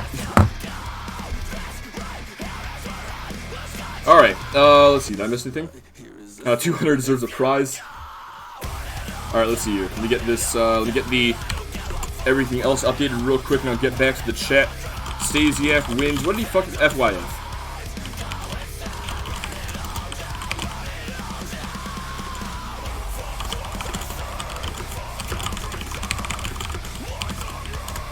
Alright, Izzy Phelps was drafted over to Motor City Wrestling. Zach Stasiak taking that win here tonight. And if I can find him real quick, that is his 16th win of the year as well. We're going to find out if what Zach Stasiak just did a moment ago, if that's going to truly help him in the long run. Because we still have 3 more matches to go through here tonight. There are still 5 total picks up for grabs. One of them going to be decided in this matchup when Cindy Van Diver takes on the new United States Women's Champion. We're going to go ahead and get to that right now.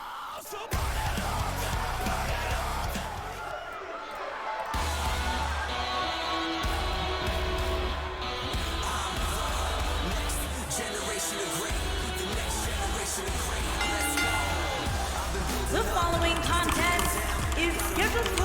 Southpaw, making her way to the ring from West Palm Beach, Florida, Cindy Van Diver. Cindy Van Diver coming off of a loss at Wrestling Palace, losing her UPWA Women's Championship to Judy Parker. And as a result, because she no longer has that title, she is no longer safe from the draft. If Emily Sharp wins here tonight, we could see Van Diver get drafted into Motor City Wrestling. But of course, Van Diver and Sharp are no strangers to one another.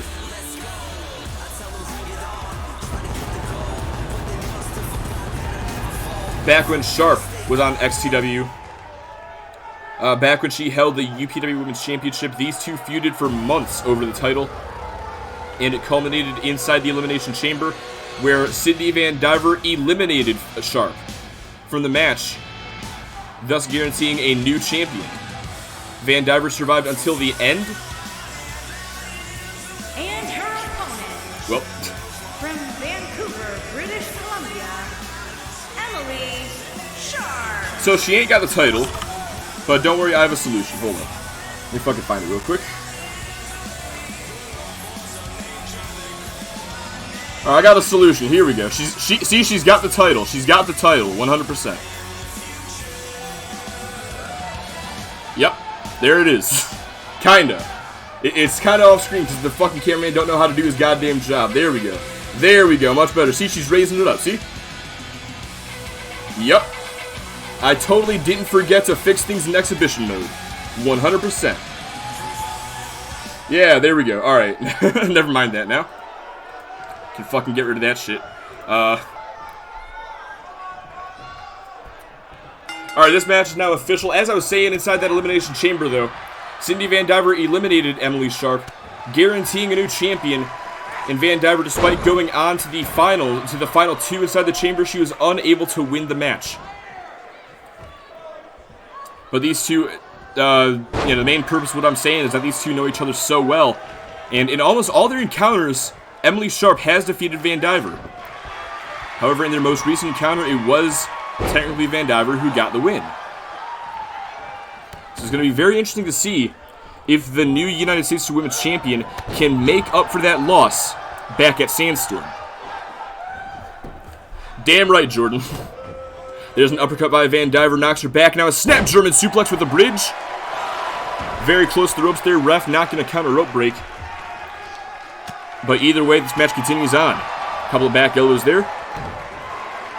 And hang on a second. Oh! Beautiful suplex. Picks her right back up. And now launches her into the corner. Reminds me of that one New Legacy's pay-per-view sim when Lashley wasn't carrying the title. Not sure if I saw that one. But honestly, I did get the idea of doing that from New Legacy. I will be honest with you.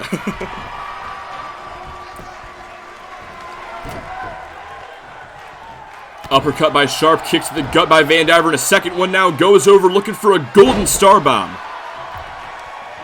Not going to go for the cover though, instead picks her back up, wanting something else instead. There's a club. Now a kick to the gut, looking for the golden star DDT, floats over, hooks the outside leg. 1, 2, and only a 2.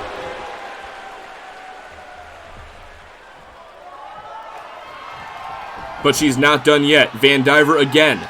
Setting up here. Now the kick to the leg. Takes her down to one knee. Off the rebound, Van Diver with a golden wizard. Hooks the leg. Again trying to pin the U.S. Women's Champion. And still only a 2.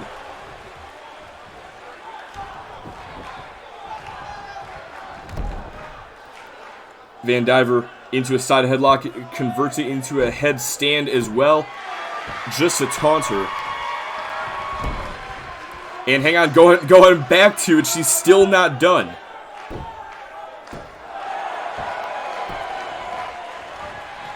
But she's going to have to move on to something more serious. Cannot allow the champion too much time to recover. A knee to the face takes her down, trying to pick herself back up in the corner. But Van Diver seizing the opportunity over the top rope. Leg drop across the back of the head. And now going to go for the cover. Is that going to be it? Only a 1. Van Diver kicks to the back and picks Sharp back up. A super kick. Ties up the arms. Golden Keys. Has her stacked up with the bridge. And that's it. Van Diver wins. In what I think is probably a fucking huge ass upset. Damn. Van Diver actually fucking won. Sharp didn't have enough time to lock in the sharpshooter.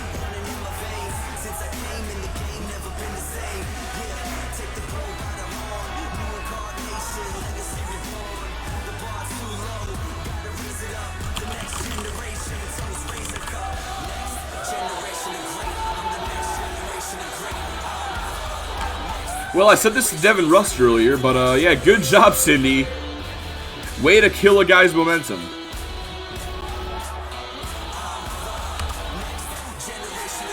Man, just didn't. I'm not gonna lie. I feel like Van Diver kind of politicked her way into this win. Here is your winner, Cindy Van Diver. Really pulled a Charlotte Flair with that one. I'll be honest. But regardless, it is now time. Since XTW just won that match, it's now time to find out who is going to be going to Extreme Takedown Wrestling. And yes, I know I said going twice. Shut the fuck up. Alright, ladies and gentlemen, it's time to spin the wheel. So far it's been even with how many picks each show has gotten, but XTW pulls back ahead with one more than MCW. It is now 5-4, and that 5th draft pick is going to be the former UPWA tag team. No, it's not. No, it is not. Darkness Incarnate. Tommy Blaine, Jordan Carr, and Chen Shao are going to Extreme Takedown Wrestling. But there's still one more member of Darkness Incarnate who is on MCW. If XTW doesn't get any more draft picks, Seth Baker could be left all alone. We're going to find out how that goes, but for now, we got to keep things going. Looks like Darkness Incarnate is being drafted. Let's see. There we go. But now I got to make this next matchup official. Coming up next, Shinzo Tabata, the European champion. He has issued an open challenge against any member of the Extreme Takedown Wrestling roster. And, well, now it's time to find out who that's going to be. And also, I warn you now, Shinzo Tabata might not have the championship with him. So, Yanni, I'm sorry if that's the case. Just going to apologize in advance. Alright, there we go.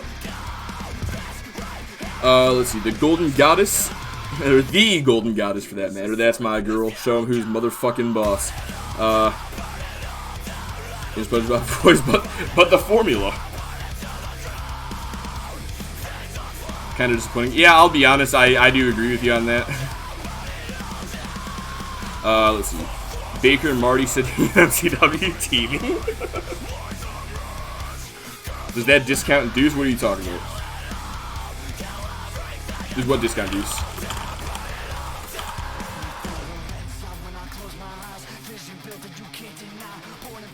What do I need to do here? Did I get that shit updated? I think that I did.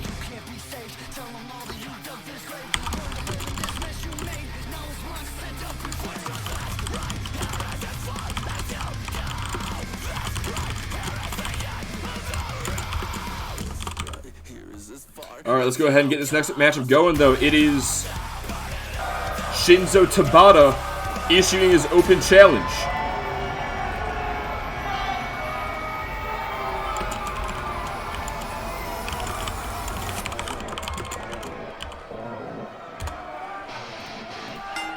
And he ain't got it. The following contest is scheduled for one fall. Making his way to the ring from Osaka, Japan, weighing in at 230 pounds, Bad Luke King. Yep, there we go. Just walk into the ring with his title as a European champion would. Open challenge. I assume it's not limited to one of the shows. Now, Tabata specified he wants to teach XTW a lesson. Yeah, he's wearing it over his shoulder now, by the way. So it is only open to an Extreme Takedown Wrestling superstar. And we're going to find out who is accepting the challenge in just a moment. Alright, I should probably, like, shrink that. There we go. Yep. Yeah, but he's going down with it, you know.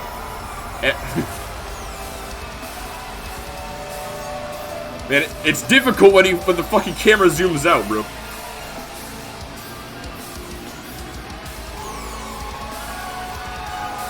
See, this is what happens when you do, like, 2 weeks worth of shit last minute. And who's it gonna be? Hold on a second! Once you hear those horns, it could be only one man. And no, his name's not Kurt Angle.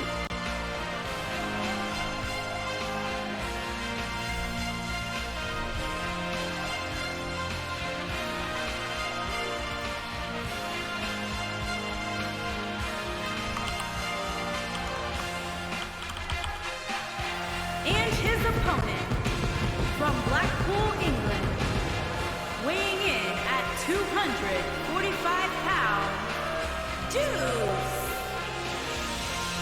How am I a liar? He's still on XTW. I've mentioned this multiple times that the draft doesn't go into effect until midnight tomorrow, which is technically not today if you're on the East Coast.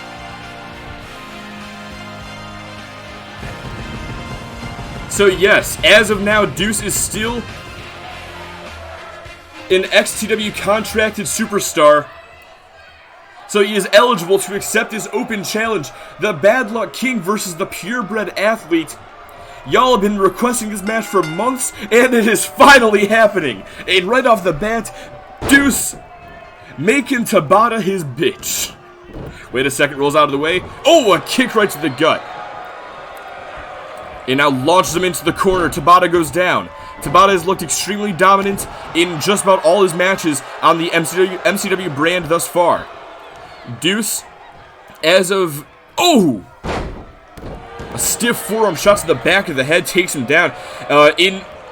After midnight tomorrow, Deuce will be an MCW superstar. He will be on the same brand as the European champion. And what an incredible way to stake your claim at the title than to beat the champion here tonight. And, oh! Military press gutbuster dropping Tabata. This is going about as I expected, I'll be honest. There's a jawbreaker. Clothesline does not take the bigger man down, and that has only pissed off Deuce. Catches him. Oh, and what a slam! Kick to the back, stomps the leg, and another stomp. And now looking to deadlift the European champion up. And just drops him down. And now Deuce, oh, driving that knee into the leg. And again. And for a third time. Picks him back up, turns him around, Deuce setting up. He's got him looking for Boston Knee Party. Tabata is down. Is he out? Well, hang on a second. Just out on his feet at this point as he gets back up. Kicks to the gut, lifts him up. Deuce is wild. Drags him out towards the middle of the ring. Hooks the outside leg. Is that going to be it for Shinzo Tabata here tonight? And no, only a 2 count. XTW is currently up by 1 pick. If Deuce wins tonight, despite the fact that he's going to MCW, he will gain XTW a pick. But Tabata now, oh, a brainbuster! Somehow is able to lift him up, and we all know that Deuce has a history of neck problems.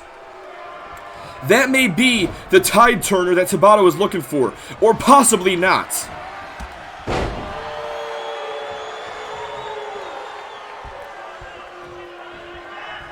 Deuce just turning this right back around, drags him out towards the middle of the ring, drops a fist. And now rolls back up, delivers a second fist drop, looking for 3. And now again dragging him back towards the center of the ring. Deadlifts him up onto his shoulder and looking for this running power slam. Picks him up. Jawbreaker by Tabata. And a clothesline. Wait a second. Stasiak attack! And now Deuce. Up, stomp to the arm. Or had the hand pinned, now the stomp to the elbow. Trying to shatter Tabata's arm. But Tabata turns things around, a shoulder block. And hang on a second. He's setting up here. He's got the big man up.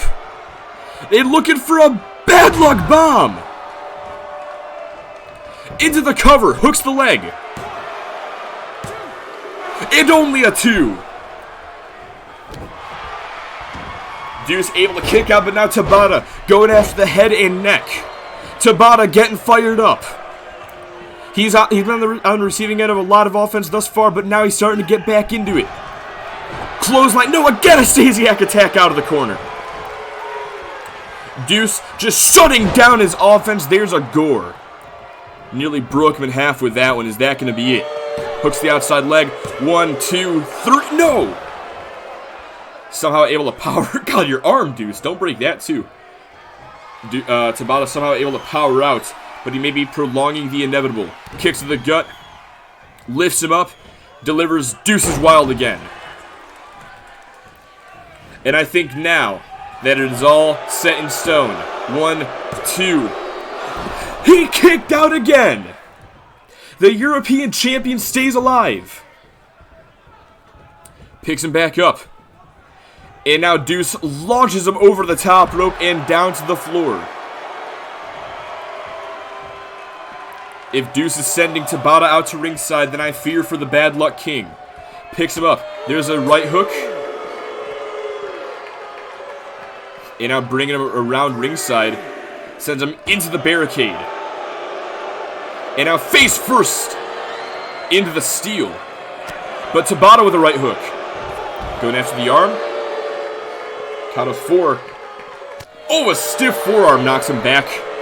Count of 5. Kicks to the gut. Count of 6. Wait. Kicks to the gut again. And into the steps. Hang on a second. Hang on a second. Oh, shoulder first. Into the floor. Wait a second. Count of 8. Tabata. Deuce is getting up, but I don't think there's enough time. Count of 9. Count of 10. Tabata wins by countout. Whatever it takes.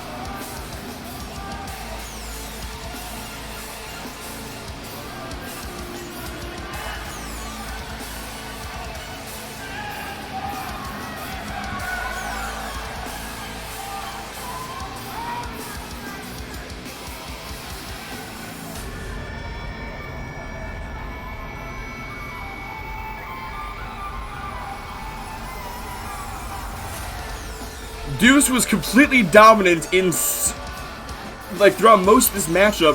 Tabata in the middle started to fight back finally. Then when Deuce sent him to the outside, that turned out to be a mistake.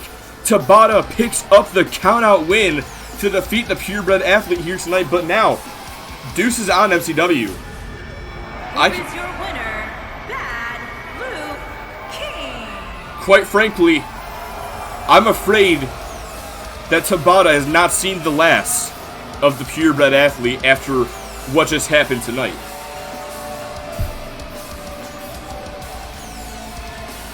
But the fact remains that Tabata has defeated Deuce, therefore Motor City Wrestling has gained another draft pick.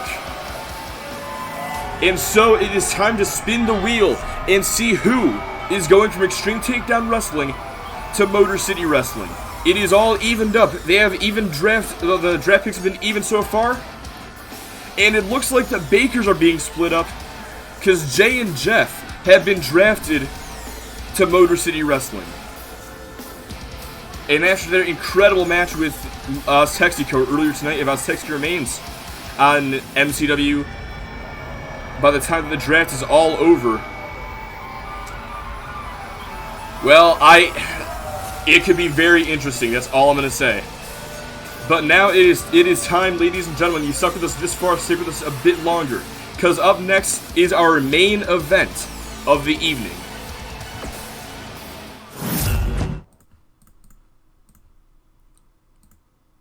There we go. Oh, shit. God damn it.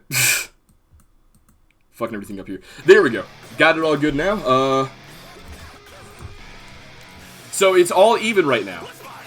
If I've been counting right, it is currently 5-5 as far as draft picks goes. This match right here is going to determine who wins, which show wins the UPWA Draft.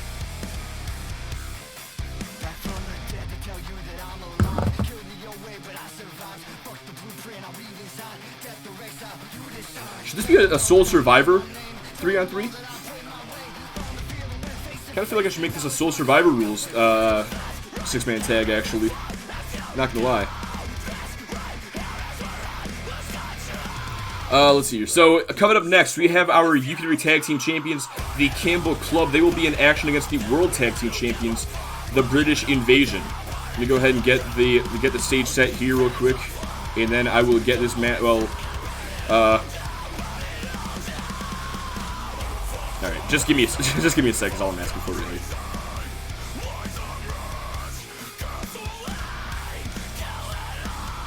Let's see here. So you know what? Fuck it. I'm deciding right now there's gonna be a Soul Survivor rules elimination tag match, meaning that countouts. So there's no rope breaks, I don't think, and countouts will take 20 seconds instead of 10. Let's see here.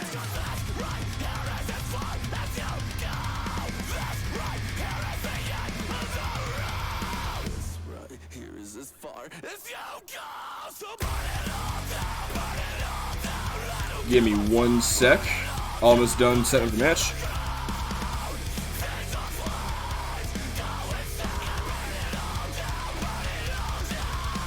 Alright, there we go. Match is officially set up. And we're gonna get this going in a sec. Non-title? Yes, non-title.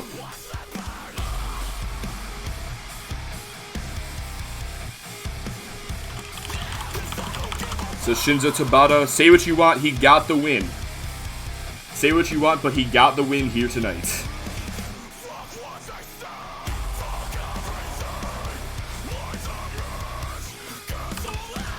But like I said before, Deuce, no way in hell is he going to be happy about that loss. But yeah, up next, the Campbell Club, your UPWA Tag Team Champions representing Motor City Wrestling. They're taking on the British Invasion, the World Tag Team Champions of Extreme Takedown Wrestling.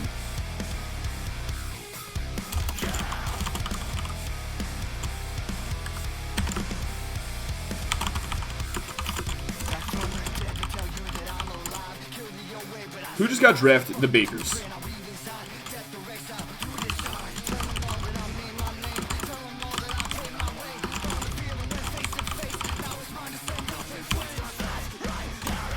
There we go. Alright, this one's gonna take a fucking hour and a half to load. Alright, Shinzo got the win. Let me pay that out real quick to nobody.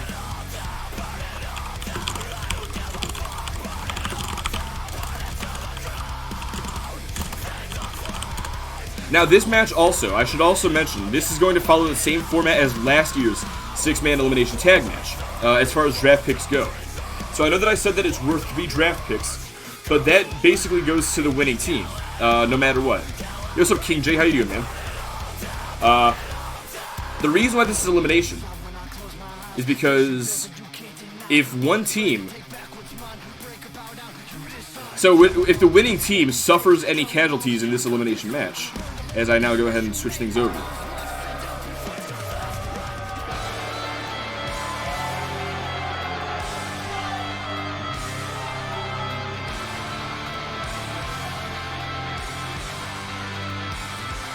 I'm not doing the fucking tag title thing.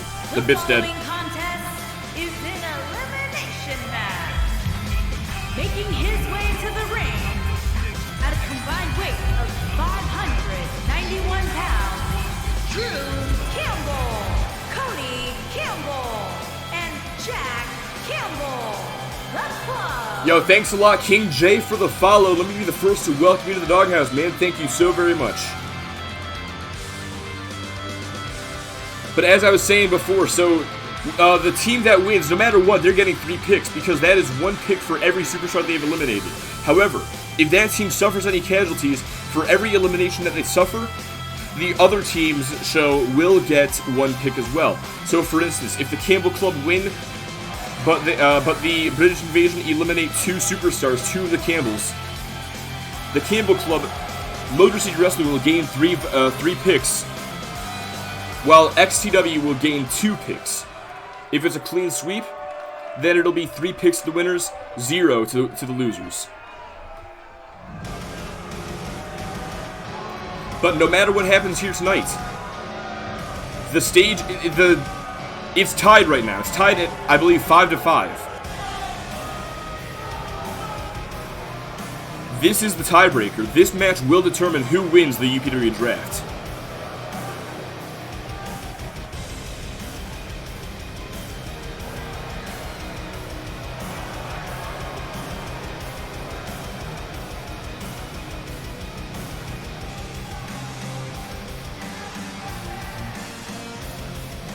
And his opponent, first, at a combined weight of 693 pounds, the champions, the chosen one, Alex Rude, Riley Anderson, and King J. Haas.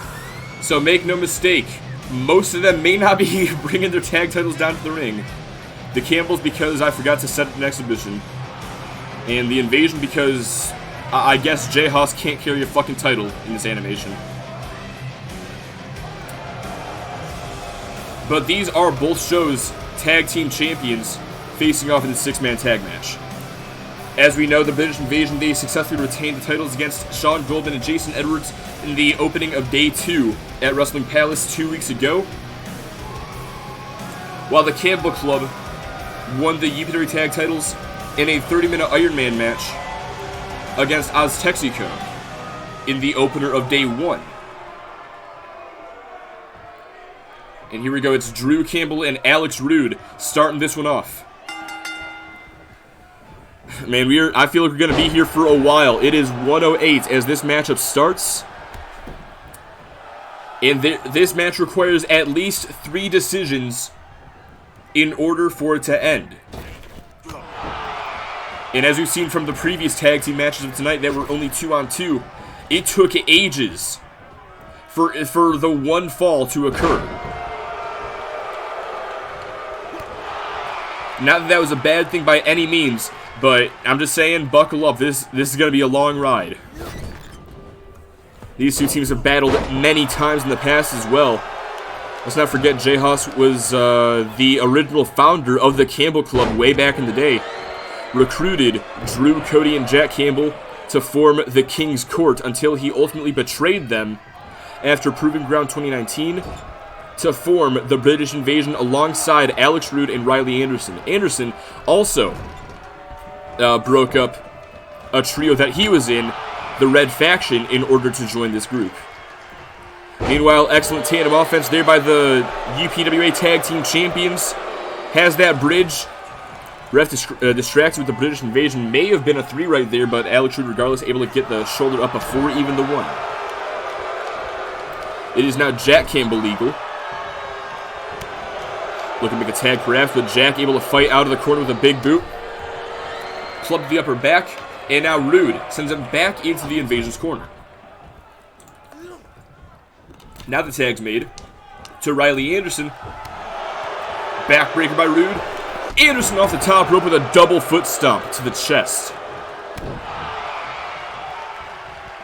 Now going to pick Campbell back up. There's a jawbreaker. Rocks him back before sending him into the Campbell Club's corner. Drew holding them back. Kitchen sink to the midsection. Mongolian chop, no. Oh, missed wildly with that one. And Jack looking to capitalize with a flatliner.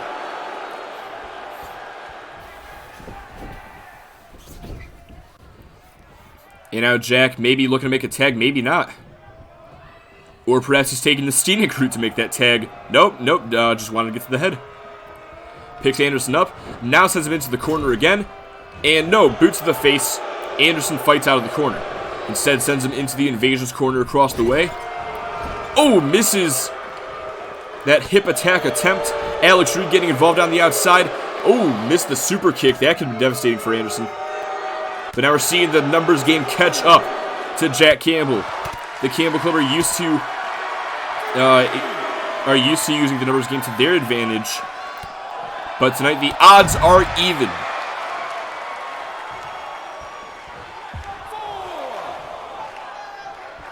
Count of 4 by the referee.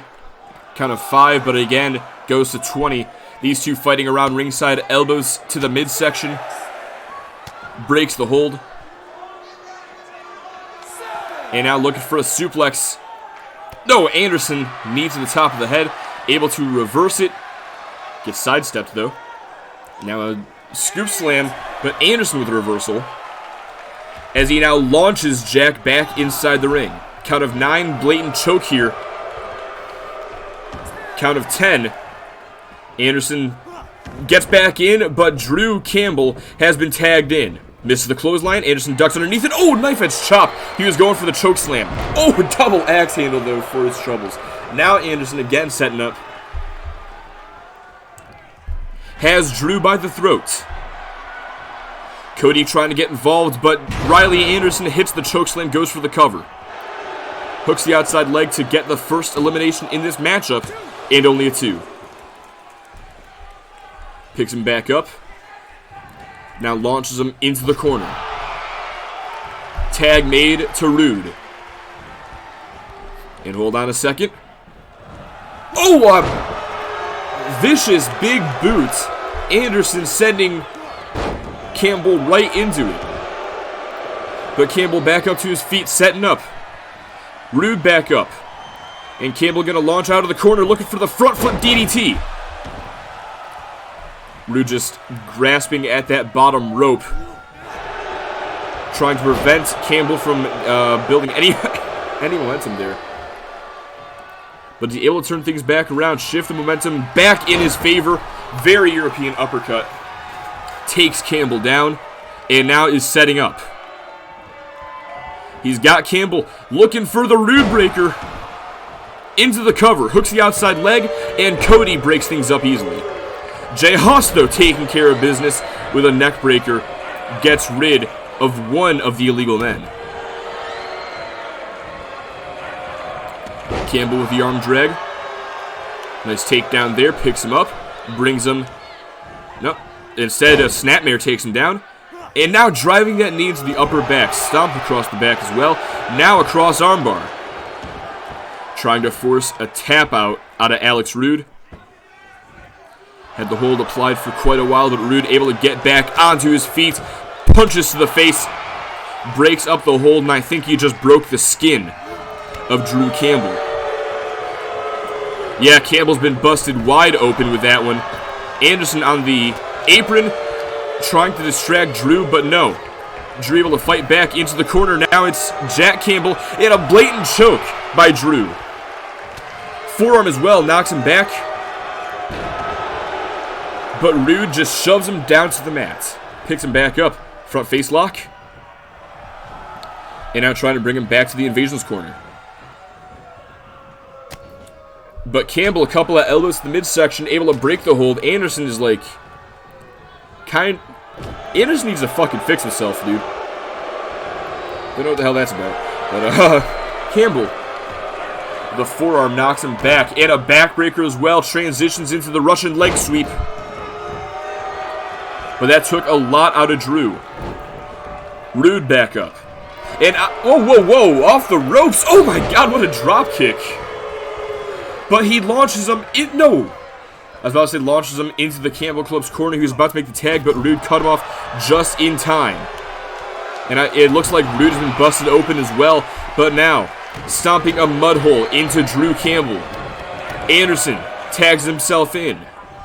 Now it's Anderson unloading with these stomps. Jay Haas is legal. And now Haas is stomping away at him. Rude is legal again. And Rude again. Stomping away. These guys are trying to break his ribs. Anderson legal. And, oh, there's the drop kick. Give the assist to Alex Rude on that one. Now Jay Haas legal again. Drew Campbell forced to... I was trying to think of a word to say there, but I couldn't. It didn't quite come to me. Just forced to get out of the ring and avoid taking any more damage. Refuge, that's the word I was fucking looking for. Forced to seek refuge outside the ring. There we go. You know what? That's a victory for me. Remembering the fucking word. Anyway, back to the match. Oh, Haas with a Michinoku driver on the outside. It looks like Cody Campbell has not seen enough. Fair enough. Going after the arm here, but Jay Haas, a couple of punches to the midsection, breaks off the hold, kind of 6 by the referee.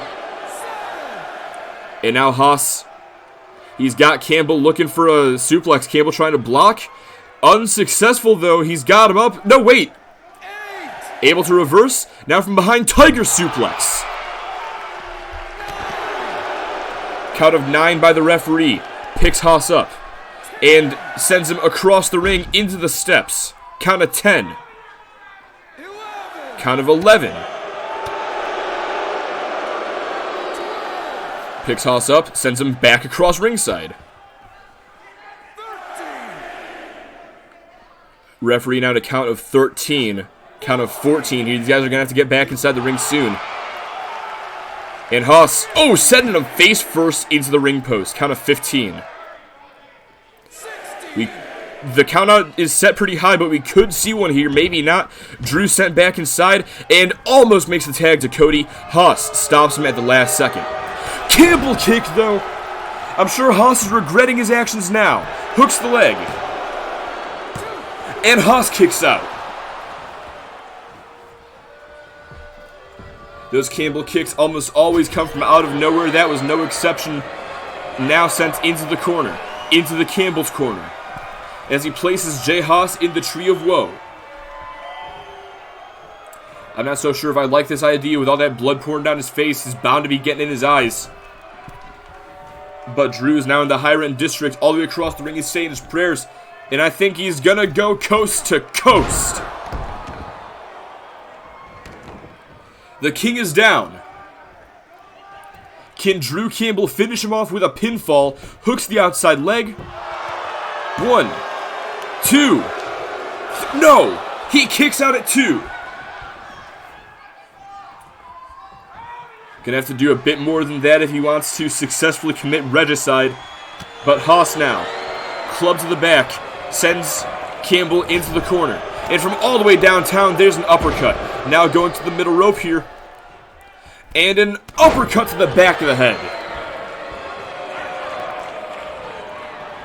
Now a King's Cutter as well. Hooks the leg. Cody and Riley Anderson in the ring. Cody breaks up the pin. Oh, but a forearm knocks him back. Anderson disposing of Cody Campbell. 1, 2. It's essentially a 2-on-3 handicap at the moment. Cody Campbell down on the outside. No, never mind. He's going back to the corner. Haas picks Campbell up, sends him into the British Invasion's corner. Tag. No. A kick, a headbutt, and a stiff right. Now goes to the outside while Drew's draped across that bottom rope, looking for a drive-by drop kick. Ref checking on Drew Campbell, making sure he's all right. But can he kick out?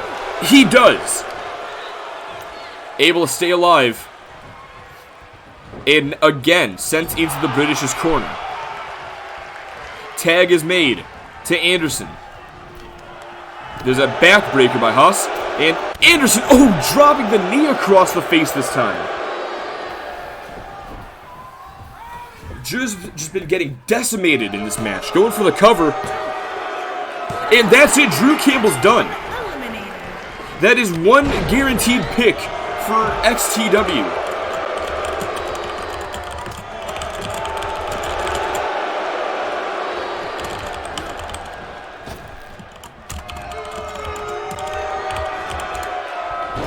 This is now a 2-on-3 handicap match. Drew Campbell took a lot of offense over the past number of minutes. That has allowed Cody and Jack to recover quite a bit.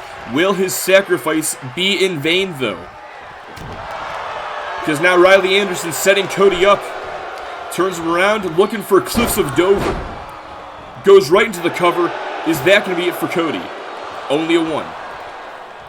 And at this point, I'd like to remind you guys that, under UPWA rules, since this is an elimination tag match, now that one of the teams has an advantage in this matchup, in the event that a member of the Campbell Club goes for a cover, I will take control of a member of the British Invasion to make sure they cannot break up the pin due to the unfair odds at the moment. Zigzag Claymore combo, but Jack Campbell breaks up the pin and takes out the ref. Jay Haas takes out Jack Campbell. May not even get to a point where the Campbell Club can get a pinfall on the Invasion. Rude, Haas, and Anderson have been working extremely well together. Of course, this also being Haas's first match back since suffering that injury many months ago at the hands of the Kiwi Buzzsaws. But Rude, a couple of kitchen sinks, follows up with a Russian leg sweep. Picks Campbell up, has him by the chin, a couple of vicious slaps, knocks him back, and now brings him into the corner. Nope, boot to the face. Turns him around, sends him into the Campbell's corner. Oh, misses the double knees. Rude again sends him across the ring. And now the tag is made back to Anderson. Looking for it once again. Zigzag Claymore combo. Into the pin. And Jack Campbell is right there again to break things up. And the Invasion can do nothing about it.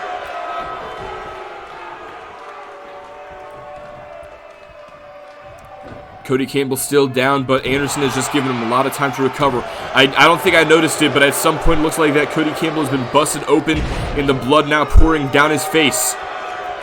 Wearing the proverbial crimson mask at this point. Pele kick, nice reversal. But a kick to the leg. And a shot to the midsection. Soul kick, missed it. Fireman's carry.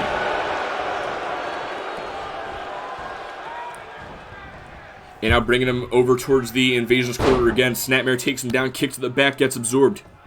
Campbell back up. Flatline. But Anderson getting right back up after that. Albeit has to use the ropes to help himself get back to his feet. And now clothesline over the top rope down to the floor. Oh, this is a bold choice. Looking for a knee drop off the British Invasion's turnbuckle. But Anderson able to get out of the way. These two going back and forth on the outside now. Misses the soul kick. Anderson has Campbell, lets him go though, and now launches him back inside the ring. Blatant choke. Campbell trying his best to crawl to Jack, but Anderson cuts him off at the pass. However, shoulder breaker by Campbell, able to turn things back around. Anderson with a forearm though. Now into the corner. Oh, misses that one thanks to Jay Haas. And, oh, well in the end I guess it worked out. Now Anderson off the ropes, off the rebound, drops a knee. Took a lot out of him to do that, though. Lateral press. Could that be it? For Cody Campbell, only a 2 count. Tag made to Alex Rude now. But Cody Campbell, he's got to make that tag to Jack if he wants to stay alive in this one. Basement drop kick, takes down Rude. Picks him back up and sends him into the corner. And this time gets that monkey flip. Now into the adjacent corner, one of the neutral corners. As he sets up here, charges in, looking for a front flip DDT on Rude. Drags him more towards the middle of the ring. Wrestling roll here, has that waist lock. And slams him face first into the mat. Hang on a second, setting up. Looking for a point blank Campbell kick. And now, as I mentioned earlier, I must take control of a member of the Invasion. But Rude kicks out though. This one continues on. With all three members of the Invasion, that is. Hang on a second though. Setting up for it again. And gets another Campbell kick. And back to business. Is that going to be for Rude? It is. It's 2-on-2. And at this stage, both teams have an elimination, meaning that both shows will get at least one more pick. It is even once again. Anybody's match to take.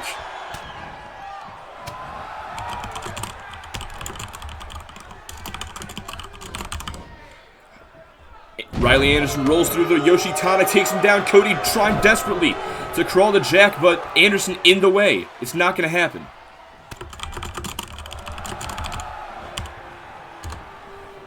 Face first into the corner. And hang on a second, tag is made to Jack. Setting up. Looking for a drop kick into the flatliner, takes him down. Jack backs up into the corner, setting up. Looking for the front flip DDT. Now hooks the leg. 1, 2, 3. Anderson's gone. It's 2-on-1.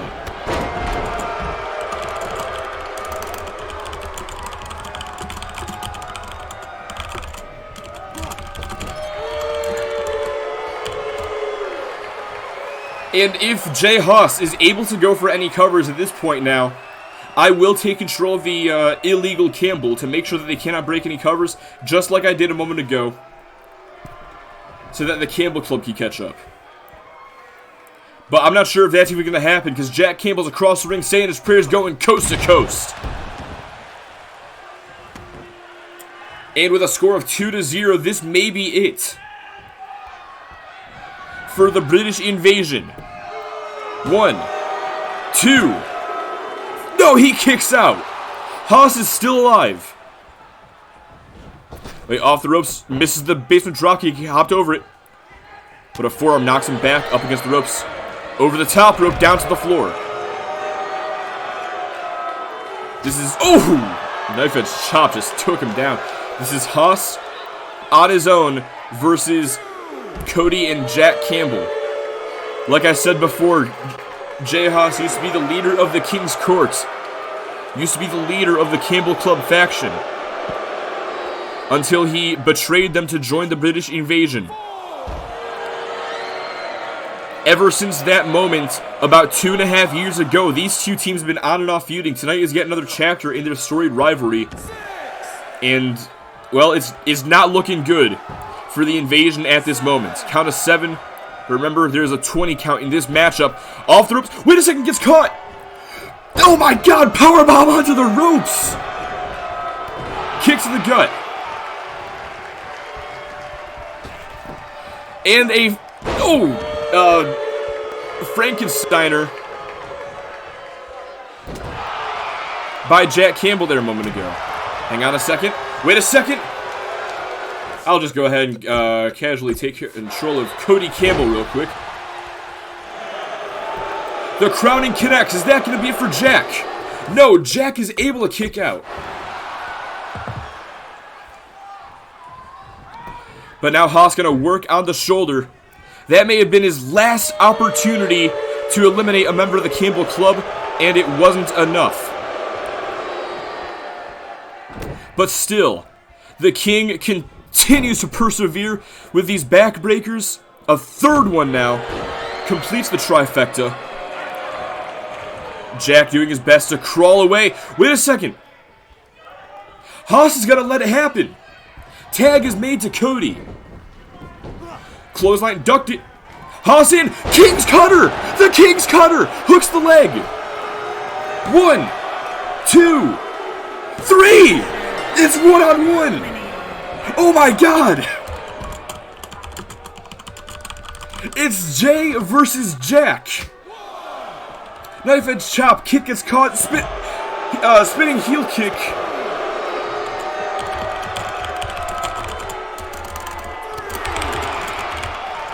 That was the cleanest King's Cutter I've ever fucking seen, by the way. Haas going to the high rent district. You don't often see the King go up there. I guess he's not gonna. No, hold on a second. If he hits this, it's all over. Haas setting up Jack. He's got it locked in. The crowning. Hooks the leg.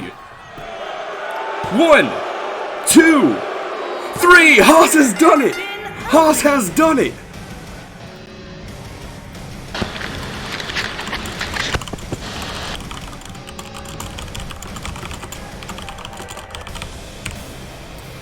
The World Tag Team Champions defeat the UPWA Tag Team Champions here tonight in this Soul Survivor 3-on-3 match.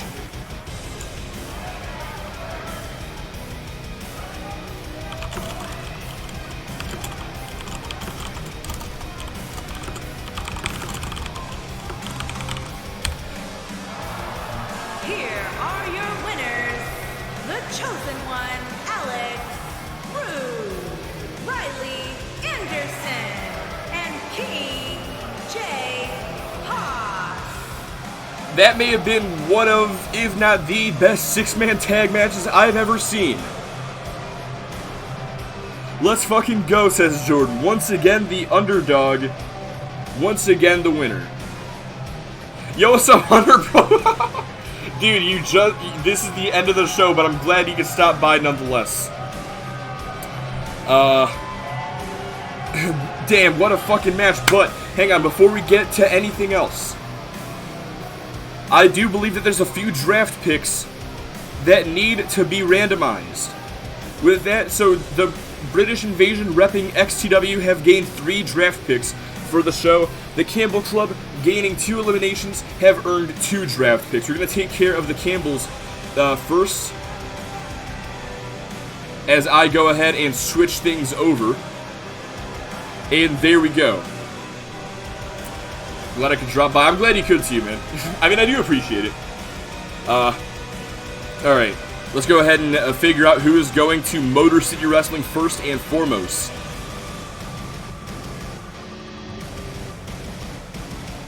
Oh, wait a second.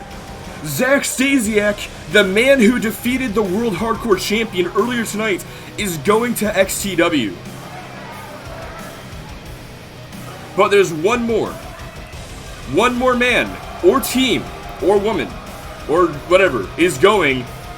And it's gonna be the man who won the 8-pack challenge. He will not face Shinzo Tabata for the European Championship anymore. Marco Rodriguez now has an opportunity at the World Hardcore Championship in the final draft pick to XTW of the night. Wait a second. I just realized I did it wrong. I fucking did it wrong. Jordan, ban that guy, please. So this is MCW going to XTW. So this is the Invasions drafts, I guess. Fuck it, whatever. Alright, so there's one more going to XTW then. I confuse myself sometimes. It's whatever. Alright, well, let's see who else is going to XTW. One more. Oh. And literally all of Darkness Incarnate except for Seth Baker are being drafted to Extreme Takedown Wrestling. And now let's find out who's going to Motor City Wrestling, the last 2 draft picks. Because of the Campbell Club's 2 eliminations in this matchup, Devin Rust is going back to the Motor City. And who's gonna join him? Oh, Well, it looks like the Bakers are not going to be split up because Amanda Nightblade and Sarah Baker are going to join their brothers on the blue and white brand in Season 4.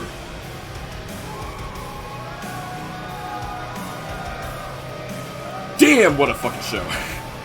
Thank you, Jordan, for banning that guy. I appreciate it. Let's see here. Let me take a look back at the chat real quick. That King's Cutter was smooth as hell, though. It really fucking was, bro. That was some Randy Orton shit right there. Like, if I could think of anything that could relate to, that's... If y'all remember a Randmass 5-on-5 elimination tag match on Monday Night Raw like 10 years ago, the Nexus versus Cena, Orton, Sheamus, Jericho, and Edge, where Edge and Jericho both got disqualified intentionally, or Jericho got counted out, I think. Fucking Orton did that exact shit. Like, Otunga tried a clothesline or something, he ducked it, RKO elimination just like that. Got Heath Slater the same way, and then got ended by Wade Barrett. Alright. Let's see. Well, I'm glad I could drop by playing some new board games I picked up. Hell yeah, man. For the people we bring you Want to Become Famous, we bring you Son of Son of Want to Become Famous. Alright. Well, that has been our show, ladies and gentlemen. I could not have asked for a better way to start off Season 4 than the start that we just got. Things have indeed been shaken up. But in the end, XTW once again wins the UPWA Draft by one single pick. Funny too, last year, the Campbell Club repping XTW Invasion for MCW, Campbell Club won. This year, other way around, the Invasion won. In the end, XTW always wins. But yeah, thank you everybody for fucking stopping by. Thank you again to Double O Ent for that raid. That was incredible. Thanks everybody who followed. Thank you, Jordan, for the subs, man. I appreciate it. Make sure to tune in this Friday for Motor City Wrestling. We're gonna pick things up where we left off here tonight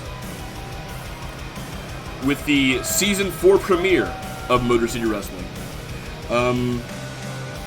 Here, give me 1 sec though. Before we go ahead and get over there, I'm gonna go ahead and give Panda Kai a raid. I'm sure y'all remember her. If you don't, she's fucking playing Knockout City. She's pretty cool. Stick around if you care for that at all. If not, then I'll see you guys after this ending message. But yeah, thank you all very much for watching here tonight. Again, incredible way to start off the show. I'm really excited to see what Season 4, where Season 4 brings us. But until Friday, this was XTW 145, the annual UPWA Draft. Apparently it was a special fucking 3-hour edition almost. This has been your boy DuckTheDog6, and I am now signing off. I will catch y'all on Friday for Motor City Wrestling. But until then, have a happy Thursday, everybody. See you guys later.